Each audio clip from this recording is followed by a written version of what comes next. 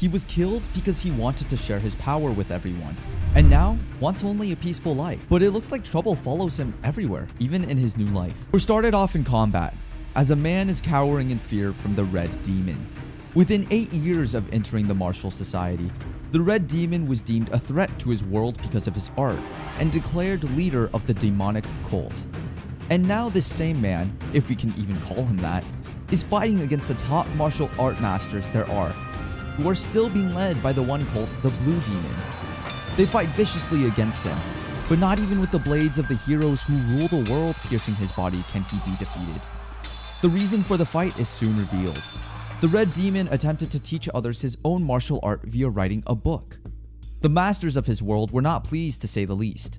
That much power given freely to anyone would upset the balance, and may result in giving the wrong kind of people an overwhelmingly destructive power that they might use for evil. The Red Demon claims that his cause is justified, as the other powers are simply afraid of losing their status upon their high horses. I mean, it checks out.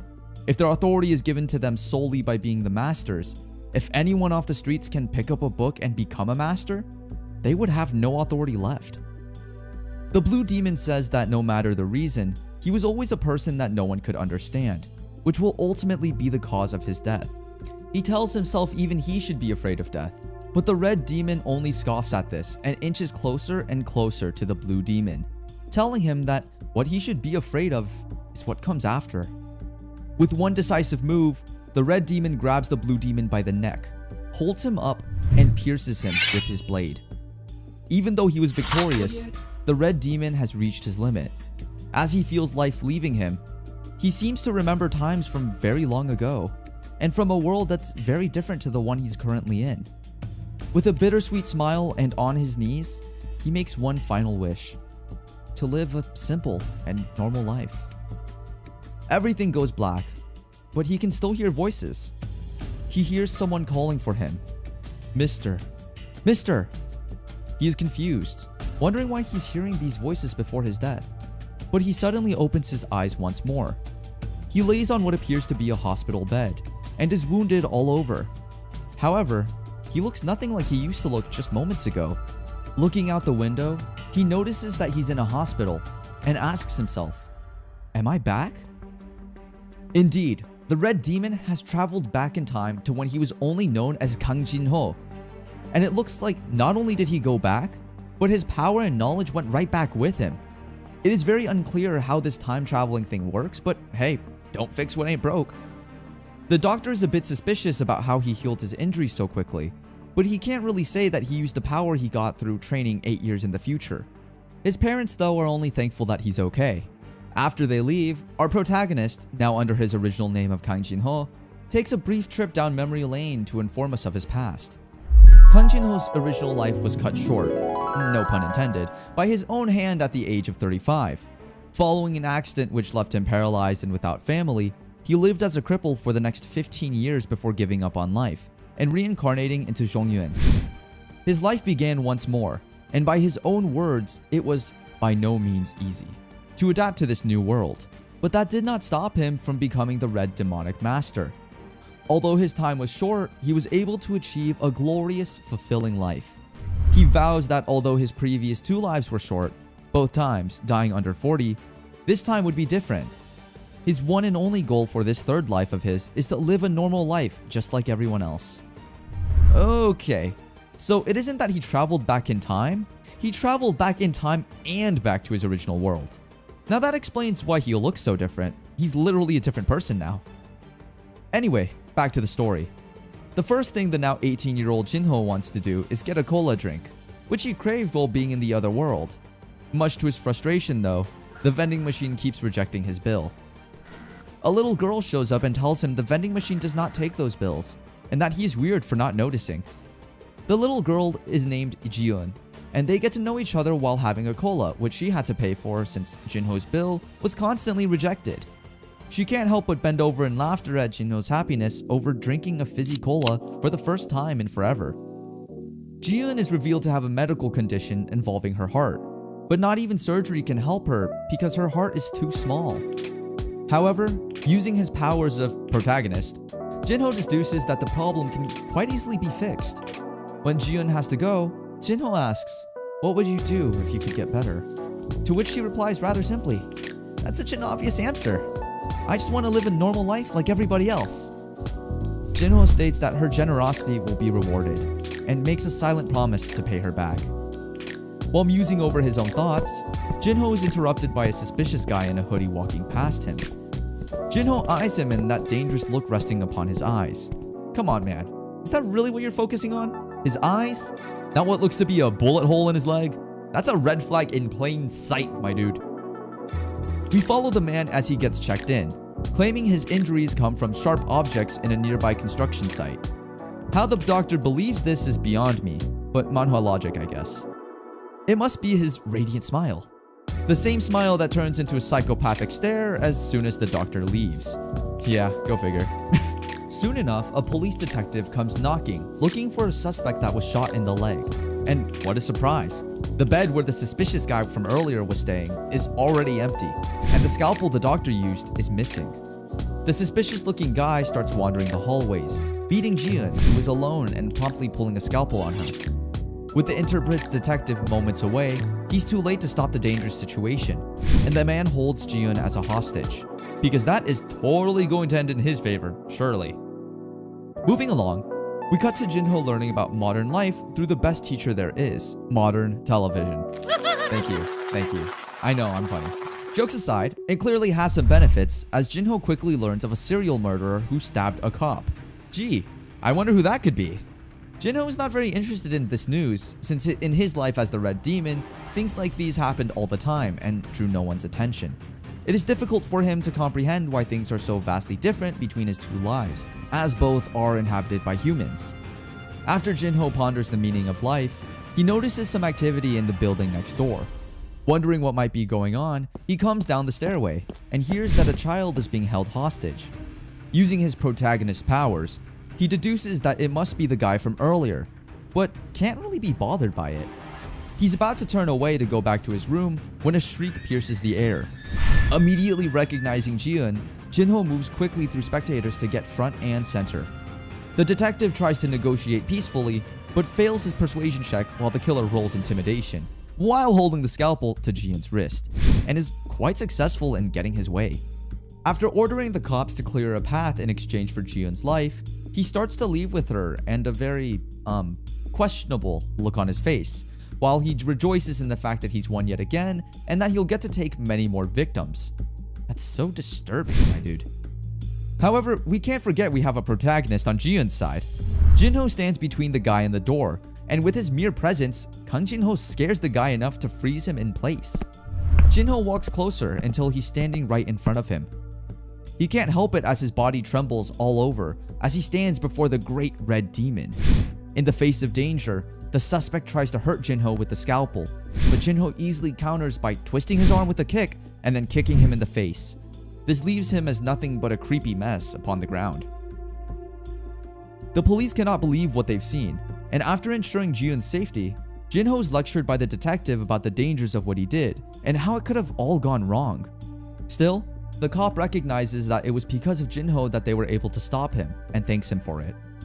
With Jihyun safely back in her ward and comfortably resting in bed, Jinho is briefly told by the nurse that the girl suffered a seizure shortly after. She had been looking for him before passing out, even leaving a soda for him to receive when he showed up. Jinho decides it is finally time to pay back his debt to Jihyun, so when they are left alone, Jinho gladly seizes the opportunity, and at long last heals Jihyun with the immense power of Ki. In the aftermath, Jinho and Jihyun share some soda on the same bench as before, Jihyun remarking that she was surprised Jinho showed up as he did, as he'd seemed like a knight in shining armor. Jihyun then wishes that she was getting discharged, leading Jinho to ask about her own illness. It seems that she's been doing a lot better recently, stating that while it used to be very painful a minimum of 4.5 times per day, it seemed to have disappeared overnight, like her heart just forgot to be sick. Oh, if only real life were that simple. In reality, the flow of Ki to her body returned to its natural flow. A friendship is formed as Jihyun hopes Jinho never has to come back to the hospital, clinking their soda cans in a mark of victory over injury. Jinho returns to the all-welcoming sight of his former life. In a waiting home, mother's cooking boiling over the stove, and of course, the annoying sister. Because what main cast is complete without one, right? Yeah, that's the one part he really didn't miss out on. After some delightful teasing on her part, Jinho remembers that his little sister, Kang Eun-young, had just arrived home from a tour across Japan. She took a deal with some kind of agency under the goal of becoming some kind of celebrity. While Eun-young does try to poke at him for the incident at the hospital, particularly Jinho being a savior, his mother comes to his defense. Somewhat. When returning to his room, Jinho quickly remembers the most daunting task he will face on his route to a normal life. Something everybody has to go through. And dreads. School. Though optimistic at first, it is quite obvious that he's forgotten almost everything about classes, and at the worst possible time. Midterm exams. Life, however, would always find a way. Our protagonist is not without his neat little tricks. After suffering through something more intense than martial arts training, his words, not mine, Jinho reunites with some old friends from his days in school. They apologize immediately for not coming to see him as they had no idea what hospital he was in. Jinho recognizes one of them as his old classmate, Jung In-gyu. With his old buddies once more, Jinho tags along with them to a PC room and begins to enjoy his peaceful life, which is, after all, his ultimate goal. Taking time with his friends, getting close to family, and of course, the inevitable scolding by teachers. Fun! With this newfound peace, Jinho begins to think that the Red Demonic Master might just wither away over time. As time passes, however, he begins to consider going back to elementary level schooling, as none of the higher grade work makes much sense. With only a month and a half left, he's rather crunched for time, and doubts whether he can bring his grades up to par quick enough. Now, after some annoyance by Jung, a desk crashes to the floor, and a big bad bully is spotted picking a fight with a kid. Said kid is named Park Yu-min, and the untouchable bully is, as Jinho remembers, Choi Young-soo, grandson of the school's chairman and resident jerk. I'd use another word to describe him, but, well, I don't want to get censored. While Jinho does pity Park, he doesn't get directly involved, opting to stay outside for a while. That is until Choi makes the horrible mistake of insulting Park about his disability, and proceeds to batter the poor child in front of the class while spotting more quite unsavory things. Then one of Choi's friends spots a bucket full of cleaning water, what they dip mops into. With a victorious smile, they order Park to take the water and dump it on his teacher. Only then will they let him go. Park tries calling for help from his classmates, but nobody is willing to get into trouble, leaving him for the wolves, so to speak. With annoyance and disinterest, Choi spills the water in front of Park, leaving the boy to wonder what he did to deserve all this punishment. As Park leans over the water and cries into it, who else steps in to save the day but our hero, Jinho, who seems to have had enough of this treatment. With Jinho stepping in, he squares off against Choi and tells Park to go back to his seat. Park tries to talk his savior down, but it does nothing to convince Jinho, nor stop the slap from Choi. After more insulting words and winding back for a second slap, Mr. Bully finds his wrist caught in an iron grip. Jinho warns that everything from that moment on is Choi's fault, not allowing his arm to move. With an attempted kick, keyword attempted, all Choi does is anger Jinho. And for those grand efforts, he gets a brutal knee to the stomach and a meeting with the floor. Park is only able to watch as the not-so-tough Choi now falls flat on his face, his friends rushing to his aid. With the classic, "You'll pay for this!" they attempt to leave with their defeated boss, but don't make it far before Jinho orders them to clean their mess first, to which they reluctantly agree. Jinho retakes his seat and is asked by Jung if that was a good idea or not, to which he just thinks he'll get scolded again. Park grabs their attention to thank Jinho, apologizing for getting him involved in such a messy situation. Jinho admits he just didn't like what was happening, so he stepped in. Park's arguments are met by a brick wall, so he retreats to his desk. But behind the scenes, Jinho silently frets about suppressing his urges. If he hadn't held back at that moment, he would have outright killed Choi with a single blow. Scary stuff. Later that day, Jinho is called to the principal's office and confronted with what he did to Choi, having kneed him hard enough to warrant a visit to the hospital. But as Jinho discovers, the entire class is against him.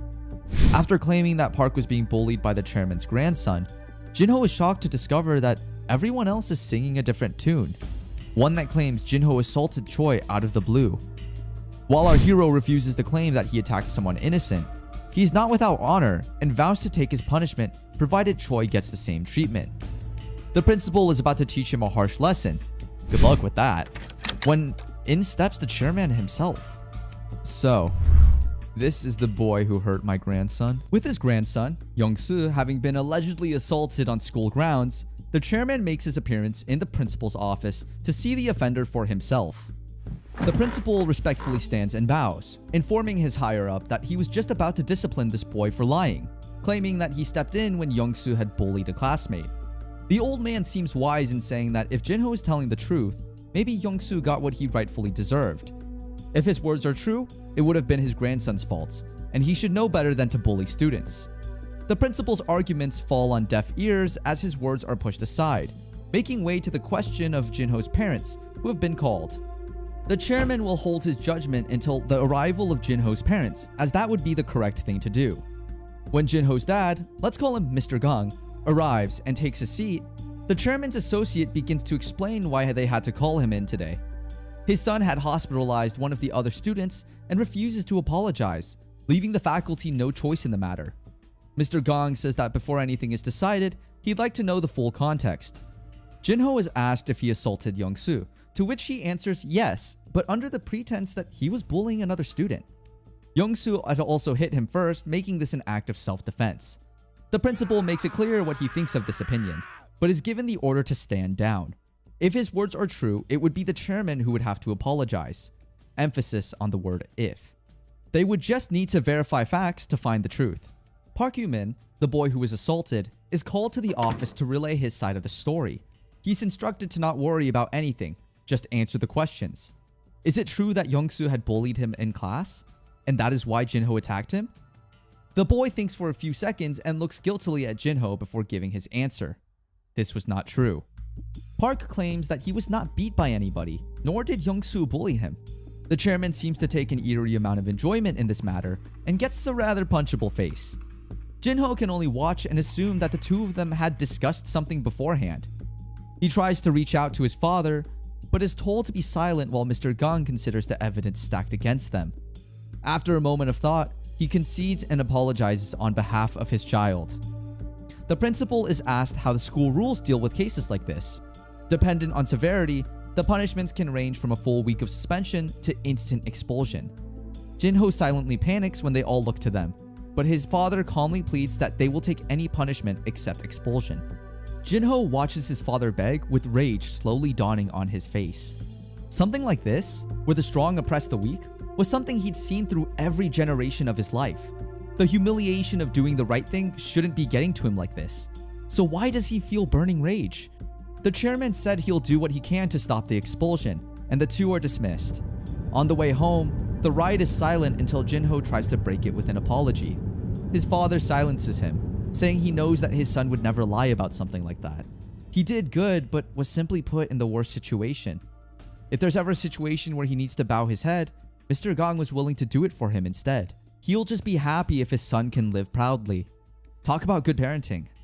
After that, Jinho's final punishment was set to be 1 week of suspension, and Young-soo got hospitalized for 6 weeks.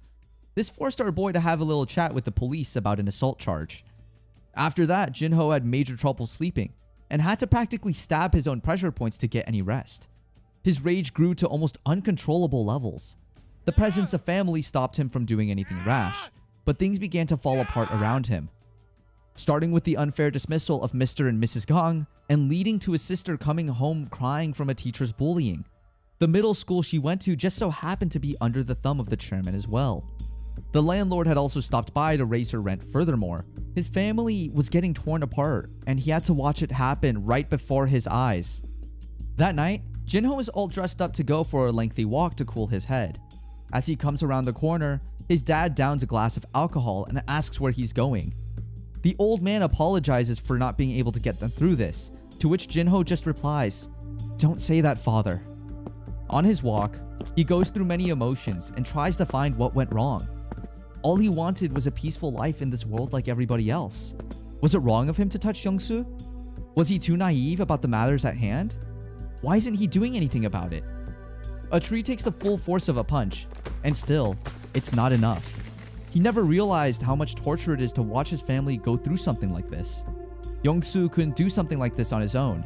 That boy was too weak. This had to be the chairman, Choi Myung-gil, trying to ruin him with all the power at his disposal. This is a different place to what he lived in the past 8 years, but the underlying principle was the same. The strong dictate everything, and the weak sheep are only meant to follow. Violence was simply replaced by wealth. Realizing that he could obtain everything he'd need with money, Jinho screams in rage and self-embarrassment for not seeing this earlier. Then, slowly but surely, the pieces fall into place and a plan begins to form. Hope you guys got that popcorn ready. Young-soo and his cronies are enjoying a night out. Despite his instructions to stay bedridden in hospital, he asks one of them what happened to Gang Jin-ho and is told about the suspension. He laughs and says that this isn't even close to the end of it, and he's right on that account. The bully jokes that Jinho will be begging at his feet to stop this madness within a month. Yeah, fat chance, buddy. After enjoying a fancy dinner and drinking their woes away, they walk out to a dark, secluded alleyway in a group. Have these boys never seen horror movies? Apparently not, as when one of their friends vanished from behind them, they don't notice until a few minutes have passed. At first, they think he missed them turning into the alley and try calling his cell phone. When that doesn't work, shockingly, the other goon goes to look for him, leaving Young-soo all alone in the dark of night with only his phone and a pack of cigarettes. Now without backup for minutes on end, Young-soo tries to call either one of them and both fail to pick up. Finally realizing the situation he's in, Young-soo rages about kicking both their asses when they get back. It's not long before our scary boy appears in a black hoodie and jeans, ready to rip this bully a new one.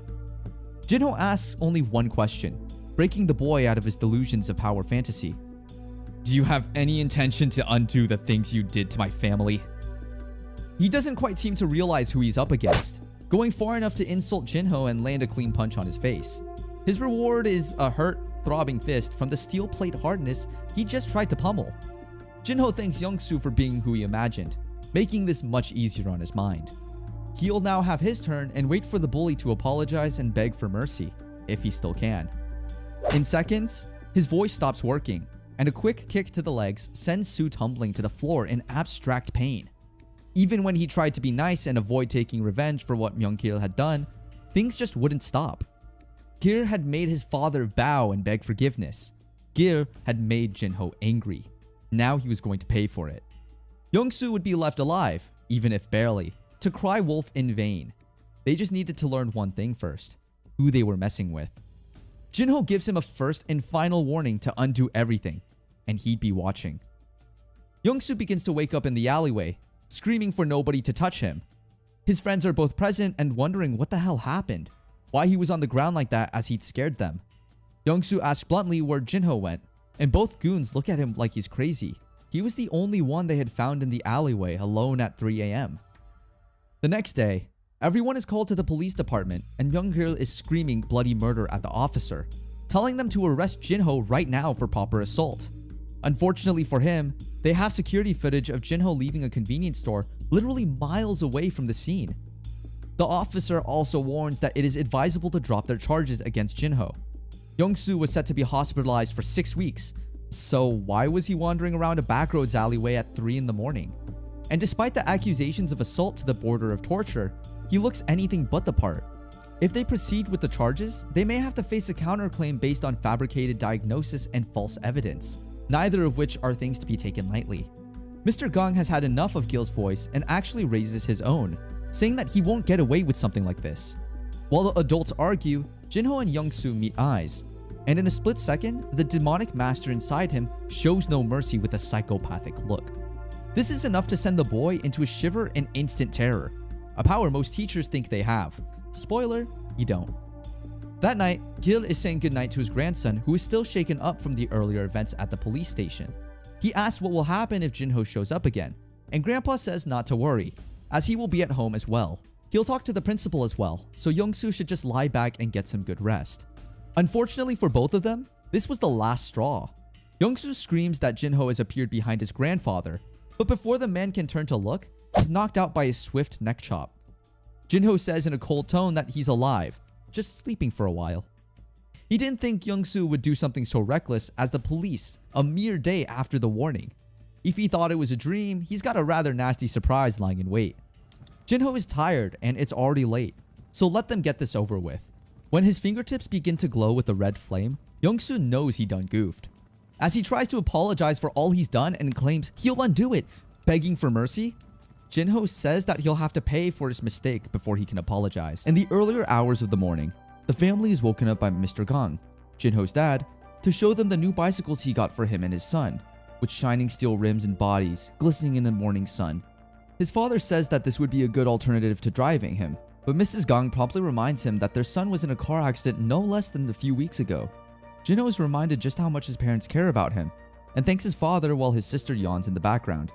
Yeah, I feel that. Later, while a car is driving along the road, the woman looks out her window to see him keeping pace.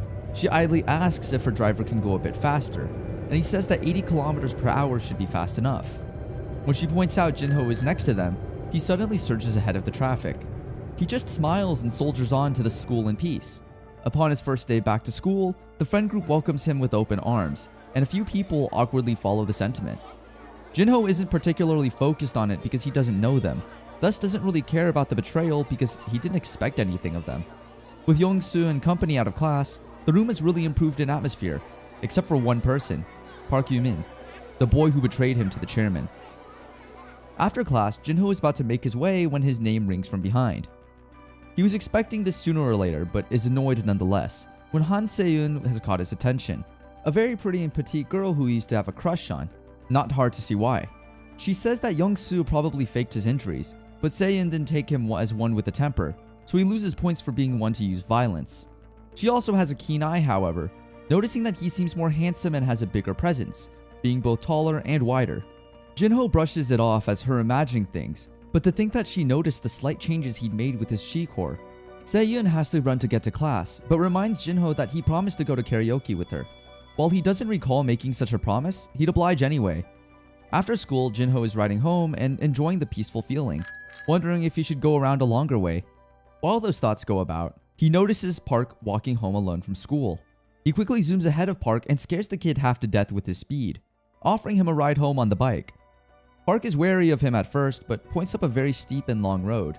Jinho says that he can't possibly walk all the way up there, and he doesn't need to lie. Park says it's not a lie. This is really what he needs to do every day. He tries to turn down the ride home, but our boy insists on doing the right thing. Such a sweetheart sometimes, ain't he? On the ride back, Park speaks up and apologizes for what he had to do and the lie he told. When prodded for why he did it, Park reveals his backstory, living at an orphanage on the top of the hill, one that recently had its funding cut. Park tried delivering newspapers to earn a bit of money, but sadly it was never enough. With his crippled leg up those steep inclines, that must have been one heck of a job. To top the money issue off, their landlady had suddenly come by to ask that they leave. But if the handicapped children did that, then they would all be split to different orphanages and bullied. On the day that he lied, the chairman had offered him support for the orphanage under the trade that Park said exactly what he wanted. That was a rather easy offer Park couldn't really refuse if he wanted to keep everyone safe. Jinho had his suspicions confirmed and says that in the end, at least his lie was worth it. But that part doesn't seem to be true either. The chairman hadn't contacted him since that day, and Park knew. He knew that a man like that was probably not going to help him in the end. All he did was help Young-soo, and if he'd known it was going to be like this, he would have refused. They eventually reach the base of the hill where Park says he'll get off. Jinho only tells him to hold on, his protagonist powers flaring up and swiftly taking them to the top. While Park regains the life taken out of him from the speed, Jinho notices that he seems to have overshot the destination by a huge chunk. Whoops. When his sanity eventually returns, Park says sorry yet again and says that tomorrow, he'll do what he can to get this matter sorted out at school. He'd even go up the chain to the Board of Education if need be. Anything to get that black mark expunged from Jinho's records. Our boy tells him not to worry about it and that he's not sure what kind of choice he would have made in the same situation. He'll accept the apology and only asks for a can of Coke in return. Park begins to tear up as this had been on his mind for a longer time than he'd like to admit, and he promises to make it 2 cans. Mrs. Gang remarks that her son is rather late getting home today. Jinho claims to have visited his friend's house along the way, new words to the tired face of his mom. Regardless, he's to come inside and have dinner when he notices that his father's shoes are missing from the entrance. Mr. Gang's job required him to work a bit late, and his mom would also be going back to work soon as they still needed to pay for things for him and Gang Eun-young, his sister. Jinho silently worries about his parents' health, but Mrs. Gang says that as long as him and Unyoung are happy, so are they. While he thinks about things in the shower, Jinho realizes the one thing he needs above everything else right now. The one thing that can save his family. He needs money. If he had enough money, Young-soo wouldn't have looked down on him and nobody would have suffered. To do something in this reality, he would need nothing short of a fortune.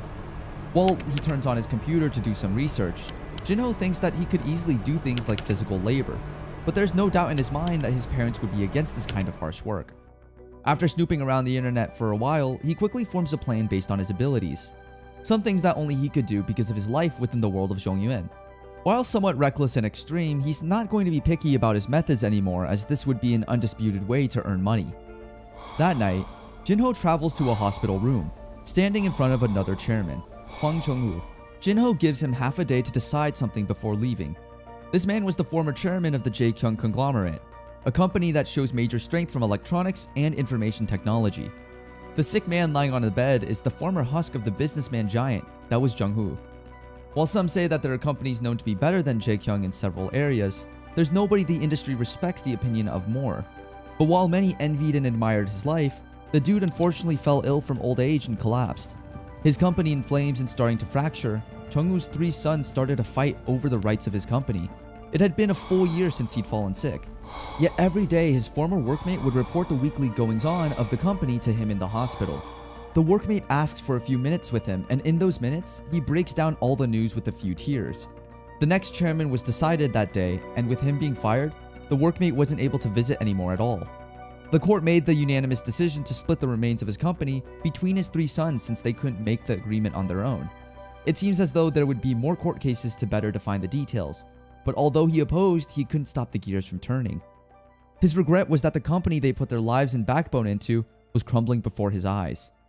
His time runs out, and he's asked to leave by the staff. That night, as the chairman is lying on his deathbed, who else appears but Jinho? He said that he'd give the man half a day, so why hasn't he gotten up? Did he lose the will to live because of this treacherous reality check? No. Jung-hoo smiles and lifts his arm, explaining that all he could do for the past year in bed was lie there helplessly and pray. When his children had come to see him and gave those glares of wishing he was dead already, when his subordinate who he had abandoned had come to report to him every single week without fail, it was all he could do to hope. As Jung-hoo sits up and takes off the breathing apparatus, he says he couldn't take a premature risk in angering his savior. He'd never make a move without consideration. Jinho takes the surprise with a racing heart, finally thrilled to have found someone with an aura like the masters of Zhongyuan. The thing only he can do in this modern era, cure a billionaire with crippling sickness with his martial arts, and demand nothing but money in return. He'd searched high and low through every major hospital in the country, checked all the VIP rooms, and found this man through trial and error. The perfect fit situation-wise for Jinho's business. Jinho says that he's now shown enough of what he can do for Mr. Jung, so they should start negotiating the deal now. He'll promise to heal Jung once a month to maintain his health, and while the old man worries about what this so-called devil wants, Jinho holds up a finger and bluntly says he wants 1 fat check of money. Jung is surprised enough by this that he may just have a heart attack, that this man only views his life as worth a single check. If he has a problem with this, they can up it to 1 check a year. Jung silently thanks his lucky stars that Jinho isn't a good negotiator, and promptly asks where he should send the money. The poor boy hasn't thought of that yet, so while sitting up, Jung says he'll prepare the methods on his side, only requiring somewhere to send it. Jinho quickly gets cautious, like who wouldn't? But as business partners, Jung swears that his identity will not be disclosed. Jinho thinks to himself for a moment and pulls his hoodie back, giving his name, class, and his school. The old man is surprised that his big scary savior is a high school student of all things, but he has no choice but to accept the reality. With the assurance that Jinho will get his money, our boy leaves just as he came in the dead of night. Jung-hoo stands for the first time in a year and can only stare out the window, watching the receding figure of Kang Jinho as he jumps building to building. For the sake of the Jaekyung Corporation, he'd need to keep that boy on his side. Slipping to the Jaekyung headquarters, we follow Chief Secretary Cho Kyu-min as he thinks about all the changes that have happened. Going from the top of the to-be-fired list to simply top of the office, he couldn't have been more grateful at the return of the big boss. It was all thanks to every one of his higher-ups who agreed to split the company, getting fired on the spot. A very bold decision from the chairman to remove everyone related to that incident, but they don't call him the giant of the financial world for nothing. He arrives at the top floor, and someone buzzes him into Jung's office. After handing off the information Chung had requested on Jinho, the secretary ponders why he'd want information on this high schooler to begin with. On paper, Kang Jinho doesn't look all that special. Maybe it's his illegitimate son? Oh, if only things were that simple, buddy. Chung asks if there's anything else the secretary knows worth mentioning. It comes out that although he looks normal, word around is that he's changed significantly after that supposed car accident recently.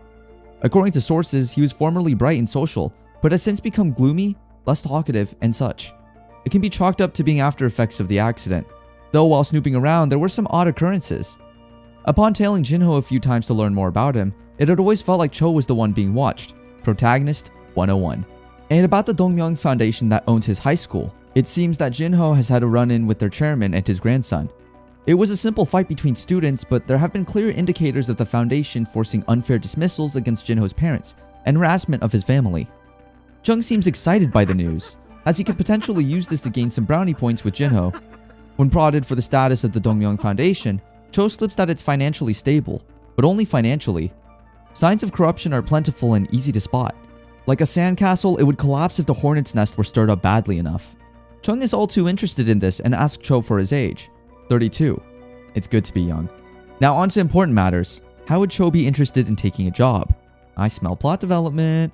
Meanwhile, at his grandfather's home, Choi Young-soo, the bully who Jinho got revenge on, is sitting on his bed in abject fear as his old man brings some food up for him. The old man tries to get his attention to give him the food, as he needs to eat to stay healthy, but Young-soo only sees a demon and slaps the tray away.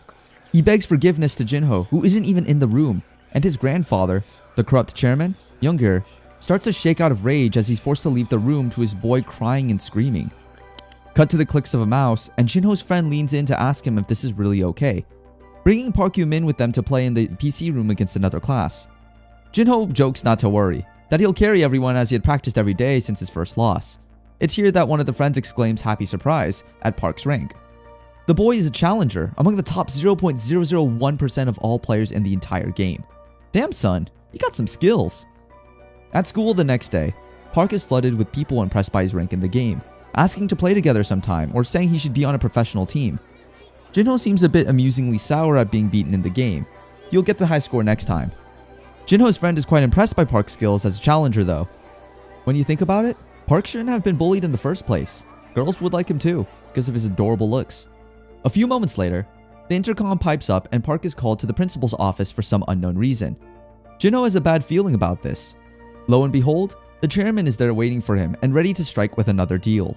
He claims it took him some time to prepare the things from their last one, namely the sponsorship for his orphanage, and pulls out a letter. As expected, he soon has crocodile tears about his grandson being sick with mental illness, and how it only came after the fact of Jinho's intervention. Their chairman needs to get rid of him with expulsion, maybe giving his poor boy some peace of mind. And while they talk about this matter in secret, someone familiar pulls up to the gate twirling his keys on a finger. The secretary himself, Cho. Unfortunately for the chairman, him and Park aren't aware of Jinho leaning on the office door. Park straight up asks if the chairman wants him to lie again. While the clever old man tries to word his way around it, offering to support the orphanage for this one last deal, Park isn't having any of this. He's had enough of the unfair treatments and regretting his actions, even warning not to touch Jinho again and saying to take everything back. The chairman, not used to this kind of response from such a child, only sighs and brings out the villain face. He says that if Park was this weak all along, it makes sense why he was picked on. The weak should live in their ways, and trying to crawl up would only lead down and fall to death. Jinho pipes up that he's right, which is what Young-soo punched in the first place. They both stare at him blankly for a moment until the chairman asks why the hell he's there. Jinho understands why Young-soo was such a bad person now. Look who raised him all these years. While grabbing Park at the shoulder and heading back to class, the old man becomes infuriated and makes possibly the biggest mistake of his life thus far, threatening the main character's family. I can almost feel the spine chill. As he rants on about how it would be a shame for his parents to get fired again, Jinho's rage builds.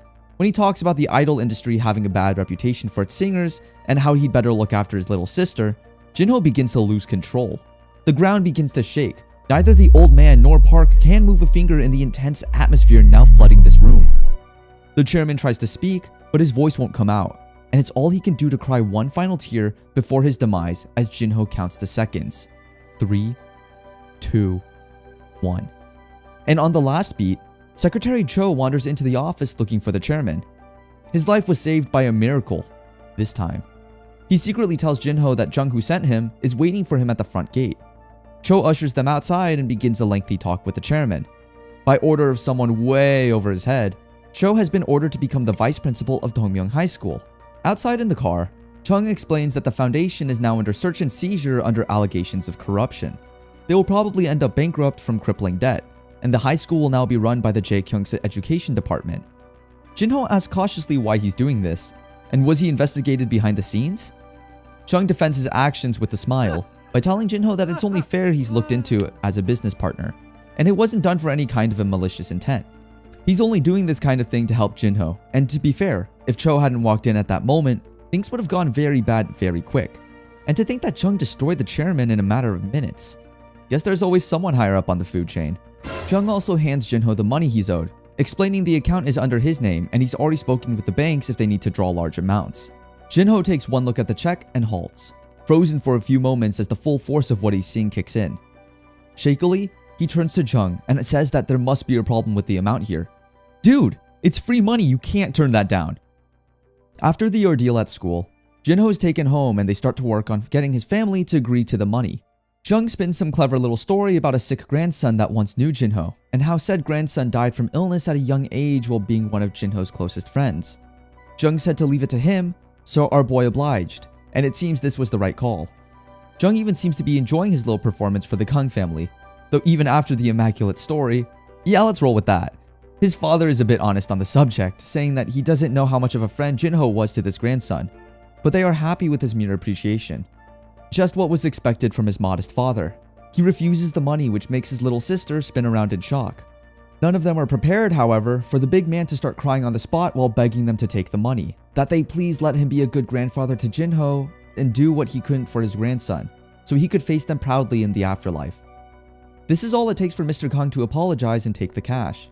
Jinho talks to Chung outside while his family frauds at the mouth over the 10 billion won check they were given. Chung says that this is the price of his life they are talking about, so of course it won't ever come cheap, and this time he has a favor to pull from Jinho. There's no way for the two men to stay in contact, so Chung wants to assign someone for this role. Seems fair enough. Jinho agrees, prompting Chung to leave for the time being in his fancy black car. All he hears from behind is the cries of joy from his family at the sudden gift, and someone inevitably wanting to go shopping. The next morning, Secretary Cho greets Jinho outside his gate with an awaiting car ready to ferry him to school. Jinho pulls a funny face, dying inside, and asks what he means by secretary. Cho says that he has been ordered to treat Jinho like his boss, and thus has prepared a ride for him.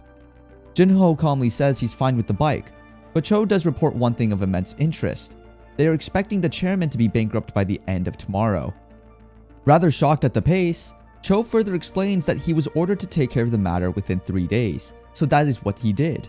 Props to the man, I gotta admit. For the moment, the Jaekyung Education Foundation will be overseeing the running of their high school. Jinho remarks that it's quite convenient to have power, financial power to be exact. Cho has a trip back in time to his meeting with Big Boss Jung, in specific the portion about our boy. When the big man is prodded with the question of Jinho being a successor, Chung muses over it for several minutes while considering the proposition. There would be no reason not to have such a boy take over for him. Yeah, like that's ever gonna happen. Protagonists never like this kind of work. There is a great possibility for it, but no definite answer yet. Jung simply orders Secretary Cho to serve Jinho, as though he were serving the big man himself, to which the secretary gladly obliges. Serving the future head of the Jaekyung Corporation? What an opportunity for success! He also informs Jinho somewhat haphazardly that he was made the principal of the high school. So, Jinho is essentially taking Youngsu's place in being untouchable? That's a neat twist of power. But before he leaves for school on his bike, Jinho halts to ask his new subordinate for a favor. And later that day, just to show a silent gesture of friendship to Park Yoo-min, the boys' orphanage finally ends up getting the sponsor they so badly needed. What a good man. Jinho is pleased, but it's kinda hard to show enthusiasm when you're being climbed on and kicked by a bunch of children. At the table, Jinho notices that Park can cook for the orphanage as well, but curry is just about all he can manage. Jinho wonders if he should also have Secretary Cho set up a food service, but first he rather bluntly asks why the adorable Han Se-yoon is there with him. When finished munching on her food, the girl answers for herself. She's there to fill in her required student volunteer hours for school. She asks if Jinho and Park have done as such. Her and Jinho have a tiny married couple moment where they bicker for a moment, But in the end, Park says they'll have to talk to the director about getting their hours registered. Se-yoon also asks if they've studied for their finals at all, and while Park's grades are already good as is, Jinho says that he planned to do it soon. Se-yoon lies on her arms, resting upon the table with worry for the grades of these two boys. So to give them some incentive, she thinks quick and proposes a bet to Jinho.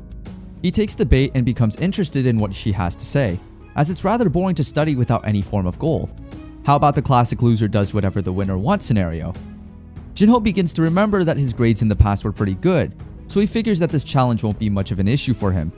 He doesn't remember much from the era he was studying in, which could possibly be a hindrance, but it's something he's already been through. Surely it will all come rushing back to him with time, right? Oh buddy, that's not how memory works. While sitting at his fancy new desk, Cho, who is now the vice chairman of Jinho's school, checks up on him and his family from his laptop. It seems not him nor his family have used any of the money provided yet. The only usage of any funds was for the patronage of Sungshim orphanage that Cho was asked to help with. While pondering his existence in a fancy leather chair, Mr. Secretary wonders who the hell Jinho is to Chairman Hwang Jung for the financial giant to be this cautious around a teenage boy. On top of that, there was that strange atmosphere in the room as Cho had walked into the Dongmyeong High School for the first time, where he met Jinho and Park in the principal's office. The overwhelming feeling of being drowned and submerged in a murky, viscous terror that stemmed from primal urges. Though it had already been a few weeks he'd been assigned to the job, nothing special really happened since then. Time flew by, as did finals, and on the day the school results were released, Jinho looks the most dejected we've ever seen. As per their deal, Se-yoon comes by to check on Jinho's grades, and upon seeing them, she really feels sorry for making a deal in the first place. His place? 295th out of 305 students. Even I'm feeling sorry for him. But despite the overwhelming loss, Se-yoon isn't going to let him off the hook that easily. His friends tell him to just accept the defeat while she looks forward to making him her slave. Oh my, she's that kind of girl? Conceding to his epic defeat, Jinho goes to the one person he can ask for help, Secretary Cho, to learn better methods for studying before the next term. Cho is surprised and rather trigger-happy to teach him the ways of academia, and that night the solution arrives at Jinho's doorstep: elementary school math. If the car accident had damaged his memory and stripped the fundamentals, all they needed to do was rebuild them from scratch, from first grade all the way to the 12th. Reminiscing his Zhongyuan master's words on the subject, they too said that the fundamentals are key no matter your scenario. Resolving himself to earn first place in the upcoming CSAT, Jinho begins his thorough studying journey. Thanks to having a goal, time flew quickly. At the end of the year, Jinho's family moved to a new house with much persuasion on his part, quitting their jobs to open a sweet little cafe. Park Yu-min began coming to school less and less as he was taken on as a pro gamer, not having to worry about funds anymore. And eventually, only 50 days remained before the CSAT. After turning in his 11th grade books to Cho, who still seems a bit too happy to be teaching him, Jinho makes his way out to a small restaurant as there is something to celebrate. Congratulations for my bro Yu-min's debut as a pro! That's right, Park Yu-min finally went live for the first time. While out with his friends in celebration, the boy actually cries out his happiness with the cutest face, and even pays for the entire meal himself. After they all enjoy the night out and walk out, Se-yoon and Jinho's friend are up for some karaoke while Park giggles, just enjoying the atmosphere. While everyone chats and they pass an alleyway, Jinho suddenly stops and lets the group walk ahead. While Se-yoon opens up her heart a bit, oh dear, he's gonna anger a woman, Jinho is walking down an alleyway towards a man and group of unconscious people on the ground. The guy in shadow asks straight who Jinho is, but gets a rather mysterious and dangerous reply. Jinho being happy that there are indeed other people in this modern world that can use martial arts. The man prepares for a fight immediately, asking again who the heck Jinho is. He claims to be just a guy who knows a thing or two about martial arts, and asks the man who trained him. The guy refuses to say, which gives all the answer our boy needs. He'd wondered where chi-based martial arts had gone in the modern world, and the living truth stood right before him. They hadn't disappeared from this world at all. They just began to work in the shadows instead. And this guy, the chi that Jinho can sense emanating from his body and movements, he was trained systematically. Jinho gets a bit full of himself and telling the guy to come at him, stating that the man must be bored with attacking normal people by this point. Time for a real challenge. His taunt works easily, and the guy prepares to throw a punch, getting up close and personal in seconds. Easily having dodged, Jinho informs that the move was large and crude while in the air above him. To his credit, the man manages a second attack before Jinho hits the ground, although effortlessly blocked. He probably doesn't want to show his surprise like that, as it just tells the enemy they are being effective. Upon landing, the guy is already on him, forcing Jinho to tank a third attack. This time straight to the right shoulder. It does connect, and he presumes a lot of damage was done, as no normal person can survive a blow like that without a scratch. But here's the kicker. Jinho isn't a normal person. He's a protagonist. The plot armor is thick with this one. The man only stares in horror as the red-haired teenager seems bored with him more than hurt. Now with an apt understanding of his capabilities, our hero stands up, and the guy falls back to the floor. Jinho never intended to hurt him, only test his skills as a martial artist. And now that his task is done, the divide in strength between them is clear as the light of the moon. The man slinks away into darkness, wondering where the heck a monster like this could have come from. He needs to let others know about this. He finally says this won't be the last meeting they have, to which Jinho seems really amused at. He retorts by looking forward to the next meeting, while Seiyun and Ko appear in the background, having come back for him. As Jinho had completely forgotten about them, oops, he tries to shake off the awkward vibe and gets clapped across the head by an angry Seiyun. Called it. Finally, they notice the pile of bodies behind him, and the pretty girl isn't too pleased with him for being violent. Wonder how many points he loses for that. The next day, Cho heads into the Jaekyung HQ and gives his periodic report to Chairman Jung, the man Jinho had saved with his chi powers. After pleasantries, Cho immediately starts by saying the red-haired teen is currently hyper-focused on his studies for the CSAT, remarking that he shows great intelligence and potential to an abnormal degree. Not only did he go through all 12 years worth of material to catch up with his work, he did it in a single year.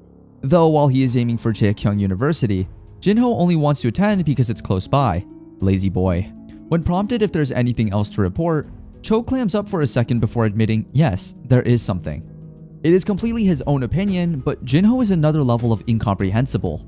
Despite observing him for a full year, Cho keeps learning more and more about him, and nothing is piecing together like it should. He's a great person, of that there is no doubt, but he's hiding something inside him. When watching the boy, Cho sometimes gets unexplainable chills running down his spine.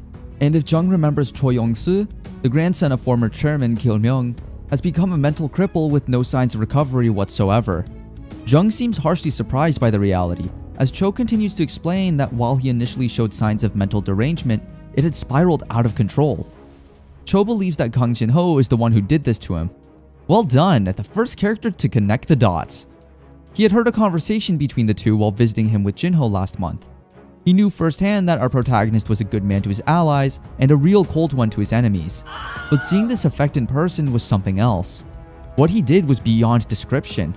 All Cho could understand from the interaction is that Jinho is a dangerous person if you're on the wrong side.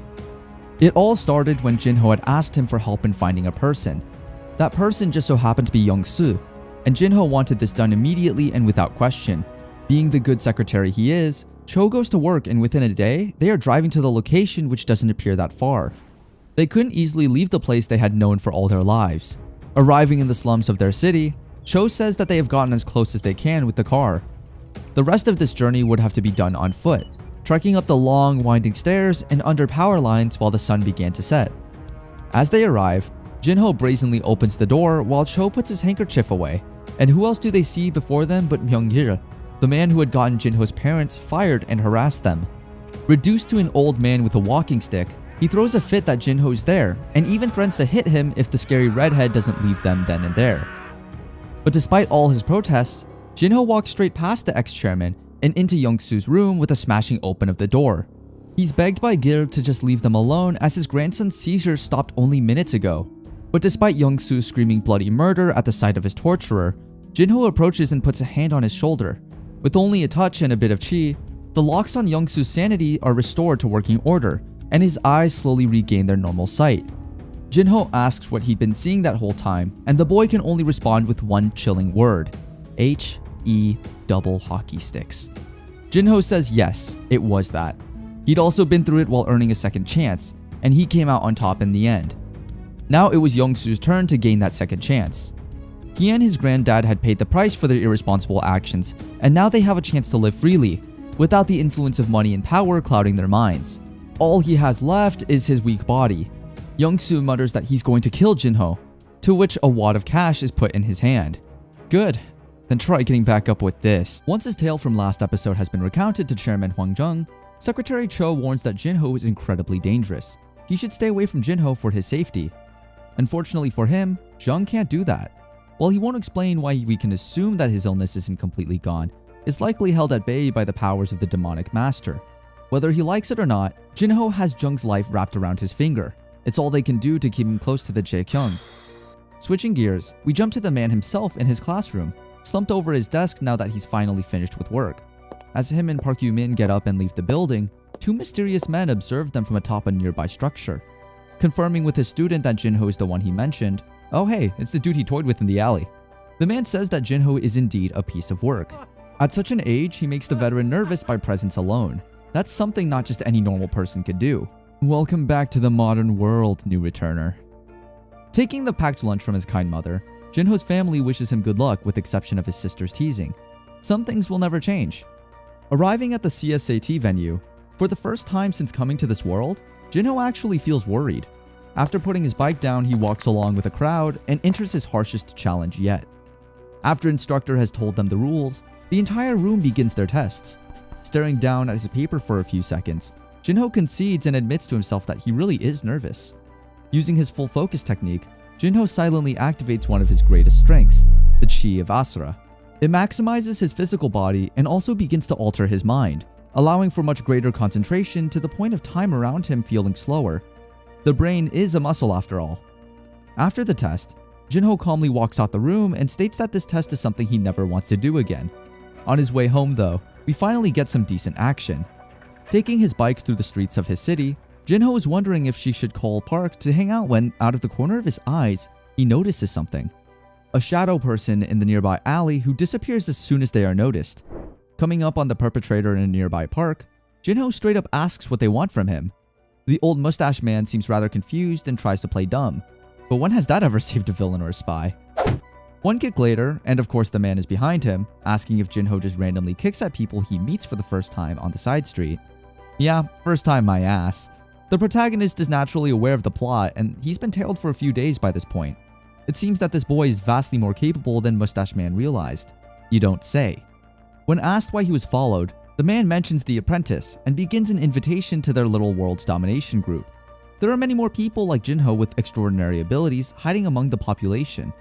In a nutshell, they want the label brand control over the world to build it up to their view, punish those who shun them, only the strong survive, yada yada. You get the memo. Jinho straight up warns from his own experience that the only thing waiting for them are cold deaths and hands bloodied without good reason. So long as Mr. Mustache and his people stay out of Jinho's way, he won't interfere with them. Mustachio silently starts drawing his blade at the rejection, eyes locked to our redhead menace as he walks away. If Jinho won't join them, he may become a threat later down the line, and must be removed. Before he can act, Mustachio is locked in place by the aura of terror surrounding him. The demonic master slowly turns, warning that he doesn't like saying things twice. Not this idiot nor his people are to wander near Jinho nor his family, or there would be trouble. The man had never realized there was someone this strong present in the world, reaching for a sword to throw at the master and disappearing without a trace. His final words send shivers down Jinho's spine. Returner, how many lives have you lived? Everyone is seated and eager to know their CSAT results. But while Jinho remarks at his friend having to take the test again the next year, the teacher says he's in no position to laugh. Why did he get 3 wrong on the current test? He should do better next time. Only 3 wrong? Where the heck can I get this Chi of Asura? People fawn over him after class while Seyun can't believe she lost to someone like him. With the CSAT complete, Jinho couldn't help but muse the thoughts of his predicament. He could relax now, so why was he still so tense? Even going far as to decline an invite from his friends, the best move was to simply go home and rest for the time being. And rest he did, until his father started mentioning something at the dinner table. Since his son had done so well on his CSAT grades, perhaps it was time for family vacation. Upon hearing those words, Jinho slams his fist down. He begs them to just stay at home, not letting anyone leave just for that day. Kang Eun-young, his little sister, isn't having any of this garbage, but is powerless against him as Jinho just ties her up in her own hoodie. The reason for this is simple. December 1st was the day he lost his legs and a whole family to a car accident while going on said family trip. They don't know any of this, of course, but he can't exactly spill the future to them and reveal who he really is here and now. For the rest of the day, they remain inside true to his wishes.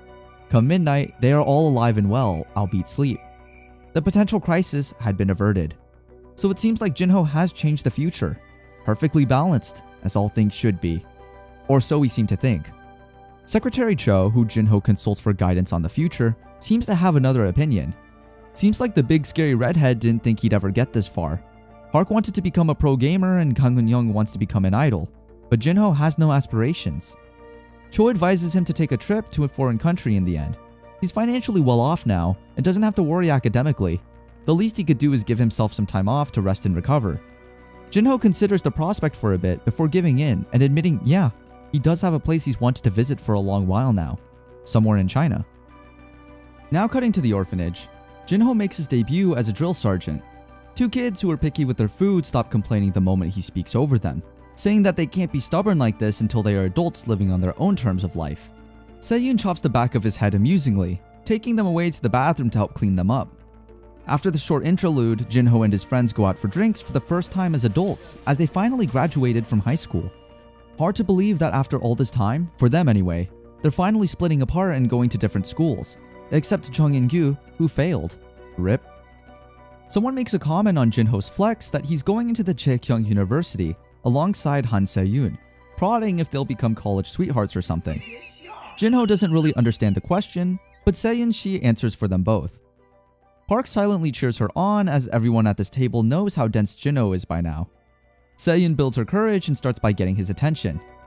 She mentions that it's her birthday next week, and there's this restaurant she's always wanted to go to. Everyone has the same amused thoughts, paying attention to this attempt at heartfelt communication. Unfortunately for Se-yoon, Jinho forgot to mention to the group that he won't be in Korea next week. He's planning a rather lengthy trip for China and won't be home for quite a while yet. Oof to the max, my bro. With that glare in her eye, I'd be surprised if you survived the night. The next day, thankfully for him I'd bet, Jinho finishes up his healing routine with Chairman Jung and is warned that when going to China, he'd do well not to get into any trouble. Jung offers to Jinho to join their company officially, as he could then ask supporting companies to support Jinho as a member. But this is shot down all but immediately. Jung then asks a crucial question. Can Jinho even speak Chinese? The answer, surprisingly, is yes. It may not be the same kind as the one he knew from his old world, what we now know is just the past of this timeline, but that's nothing a little bit of studying can't fix, right? The next day, Jinho is saying goodbye outside his home, while his mother does her thing and checks that he has everything with the typical don't get in trouble stuff. He's not surprised to turn around and see Secretary Cho waiting for him, the man being a fairly obvious choice for being his guide and translator, as they already know and fairly trust each other. With Cho's skills, he'll try and give Jinho a good trip ahead of them. Is that foreshadowing I smell? With Cho's further words being summed up by what could possibly go wrong, yeah, that's bait. While on their plane, a hostess comes out from the main cabin, having to walk through their area to reach the rest of the plane. Cho is ecstatic about being in first class, and it's Jinho's first time on an aircraft. The woman had wondered what kind of VIPs they were getting, as the first class cabin was booked exclusively. An immature company worker, no kidding, and a high school student. A very handsome one, albeit. On landing, Cho is warned that they didn't come here for a fancy vacation. This trip was because Jinho had some business in China. Cho almost falls to his knees in begging for some free time, as he's planned their whole damn trip. The secretary is assured that he'll get some time for himself after they have finished what Jinho came here for. Awaiting them at the terminal is a car from the Chaekyung Chinese branch, along with its driver and their shepherd, Chief Nam Sang-hyuk. They greet each other, but before Jinho can tell him where they're going, his spidey sense tingles as a pair of eyes watch him from among the terminal. Jinho turns around and the crowds are silenced while he searches for his onlooker.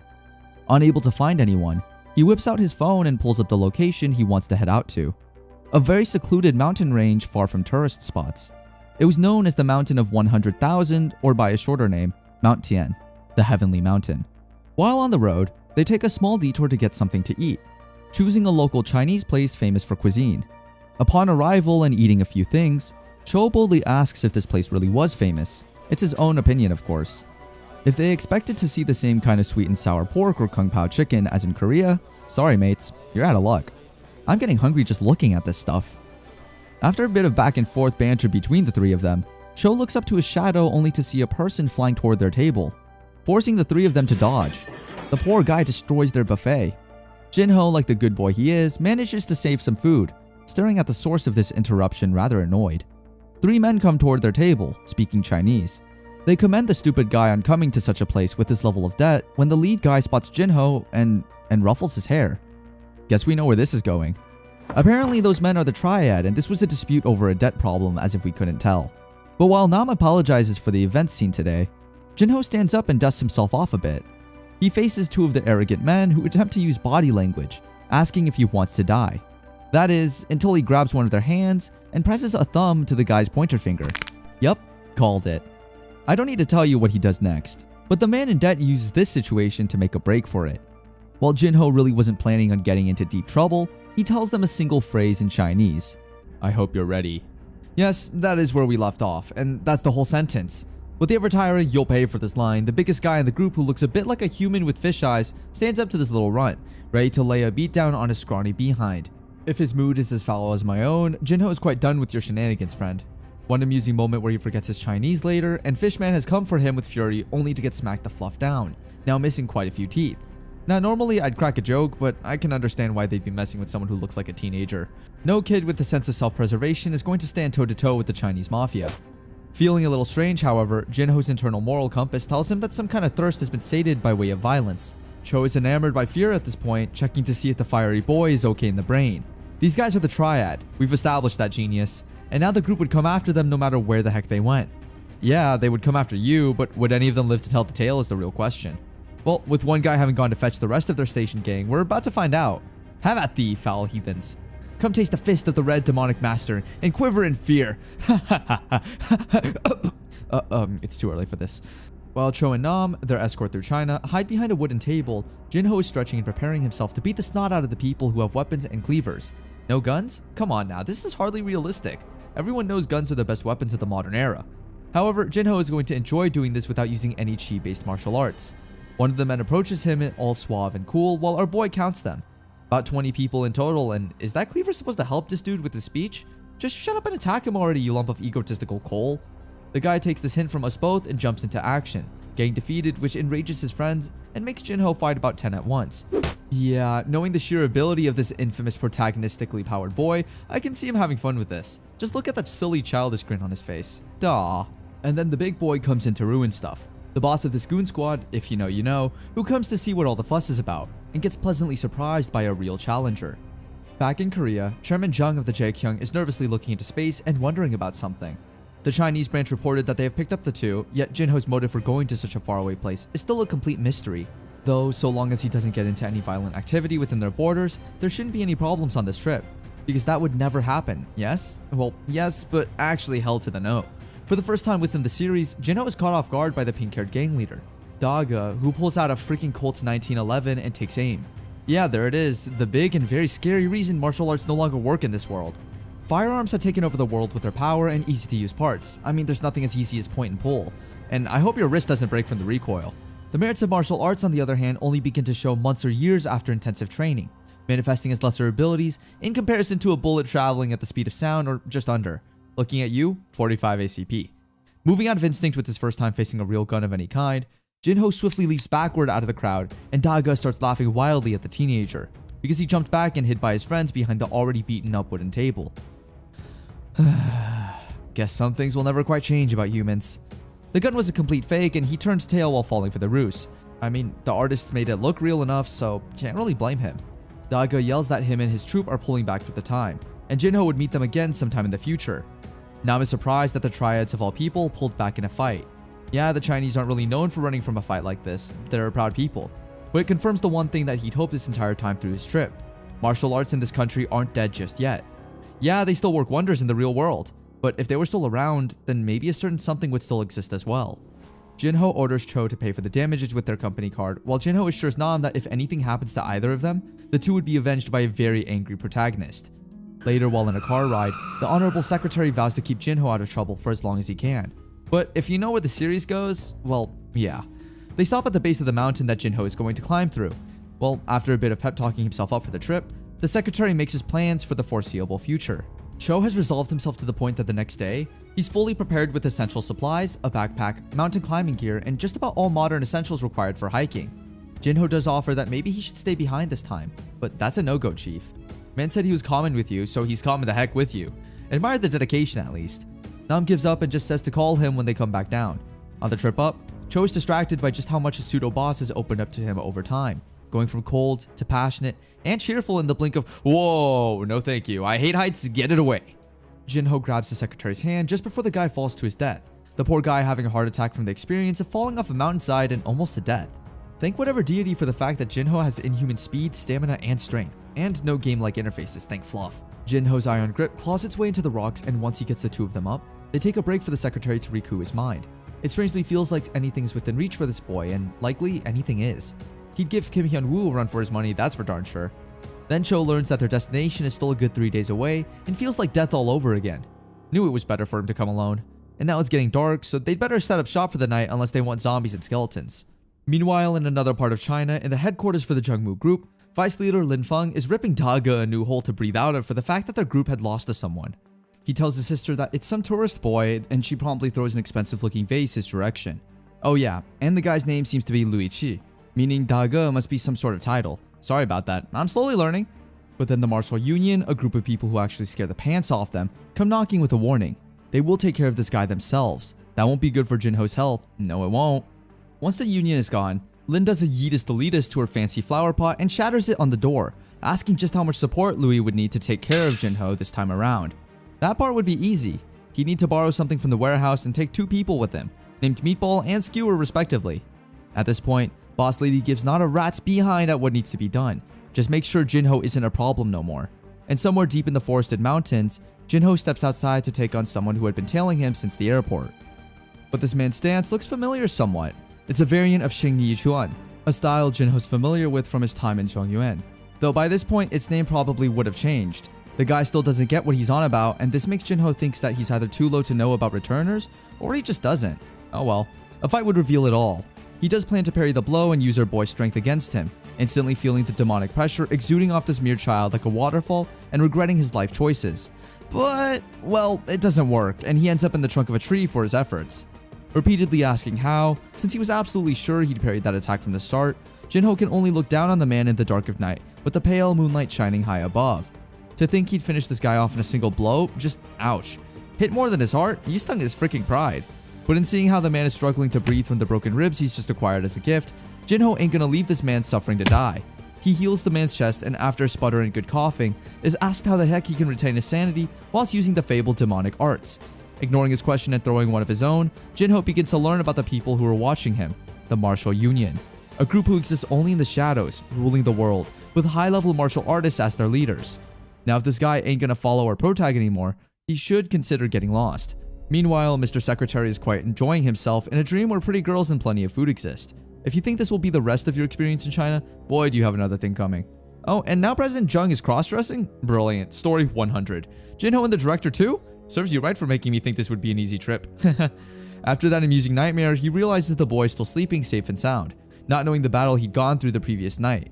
Later that day, once the two get moving again, Cho realizes he's run out of water. Jinho throws him one of the many bottles he's got on hand, and for food, well, Cho's face and glasses are splattered with a bit of blood that evening in front of a campfire, as Jinho begins to skin them some rabbit to cook over the fire. He's asked to excuse the spilling, as our boy ain't practiced this in quite a while, wondering if he gets all this knowledge off of YouTube. Hey look ma, that's us! He wonders how the heck Jinho can eat like this while apologizing to the cute little rabbit he'd have to ingest. But within another part of the forest, quite hot on their trail, is a local guide in the Forcer Triad sent to deal with them properly this time. Oh, that's gonna be fun. And there's a spirit in the mountain that kills people. Brilliant.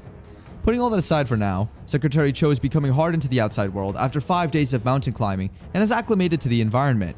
He can now eat a whole rabbit without a problem, ignoring its gamey smell, and the only reason he's still walking is because Jinho somehow realizes when he's tired and stops to take regular breaks.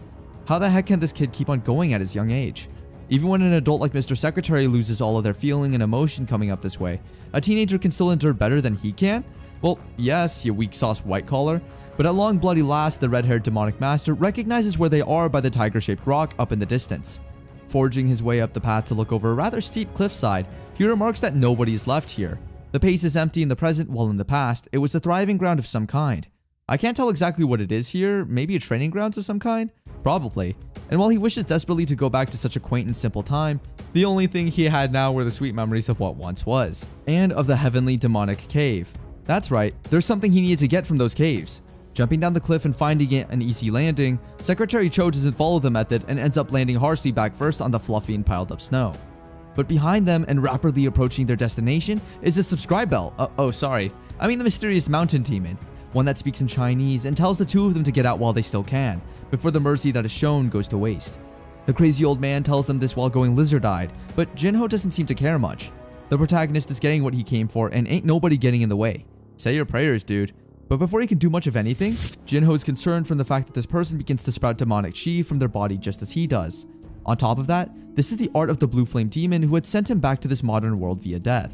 This is a technique that should have been forgotten by the annals of history. So how was it passed down? Deciding to worry about it later as the old man comes at him with speed to spare, Jinho is faced with a punch so similar to his own that its only difference in style seems to be the color. When their fists collide, it blows out a good chunk of the mountain they stand upon and sends the old man tumbling. He recovers by gripping the dirt to slow himself, looking up at Jinho and within minutes, starting to worship the return of this demonic master's heir. Dude, this man ain't a messiah to friggin' nobody, trust me. From a distance, Louis has been observing the battle through the Minecraft looking glass. Lie and tell me this ain't that. Editors, if you please. There, see? Thanks, James. Now, pulling a somewhat smart move without realizing, the assassins plan on using the mountain spirit to gauge Jinho's strength, and they get their answer. Terrifyingly superhuman in every respect. Speed? Check. Power? Check. Sanity? One of the two. Louis is then a bit shocked that the spirit started crying after getting hit once by the big scary Jinho. And I guess from a distance, this must look like quite the schoolyard bully moment. Boy, doesn't the red demon wish it were so. Cho meanwhile is hiding behind a tree while asking himself the questions everyone would. How the hell do you get explosions in a fistfight? Why is that mountain spirit old dude crying? And what is between these two? Jinho is slowly putting together the pieces. This guy has been waiting for the demonic master his whole life, and is part of the blue sect who is tasked for the remaining generations to protect the cave of the heavenly demon. But if the cult of the demonic arts does not exist anymore, why is he still here protecting the cave? Because he believes in the legend passed down by his people, that one day, a demonic master would once again descend on the land. So their family had waited and guarded the shrine. They couldn't have possibly known he'd come back one day though, meaning this was just a story made to retain later generations of the cult and stop them from leaving. Yet, the man begs forgiveness from the demonic master for the sins of his sect. Their ancestor had committed the ultimate heresy by killing the red demon. But it doesn't seem like Jinho cares that much. For if the descendants of man are to blame for the crimes of the people before them, the entire world would be guilty. The man is now free from his role as a shrine guardian, and Secretary Cho is free to ask what went on here for such an old man to be on the floor crying. He couldn't understand the Chinese. A short while later, and they're taken to the house in the woods where the old man makes some coffee. God, do I need some. And we learn through Jinho's amusing spit-out drink moment that the guy had been here for 150 years. He had turned, around 180 this year? Still no Half-Life 3? Moving on. After finishing his coffee, Jinho states he's gonna take a look at the cave he came to see, leaving Cho alone with the man. While Jinho wanders into the dark cave, moving past the threads while shaking with anticipation, Cho is having an endless amount of tea while being unable to understand the friendly old-timer. The guy goes to get another cup of tea, and Louis gives the signal to skewer the sniper.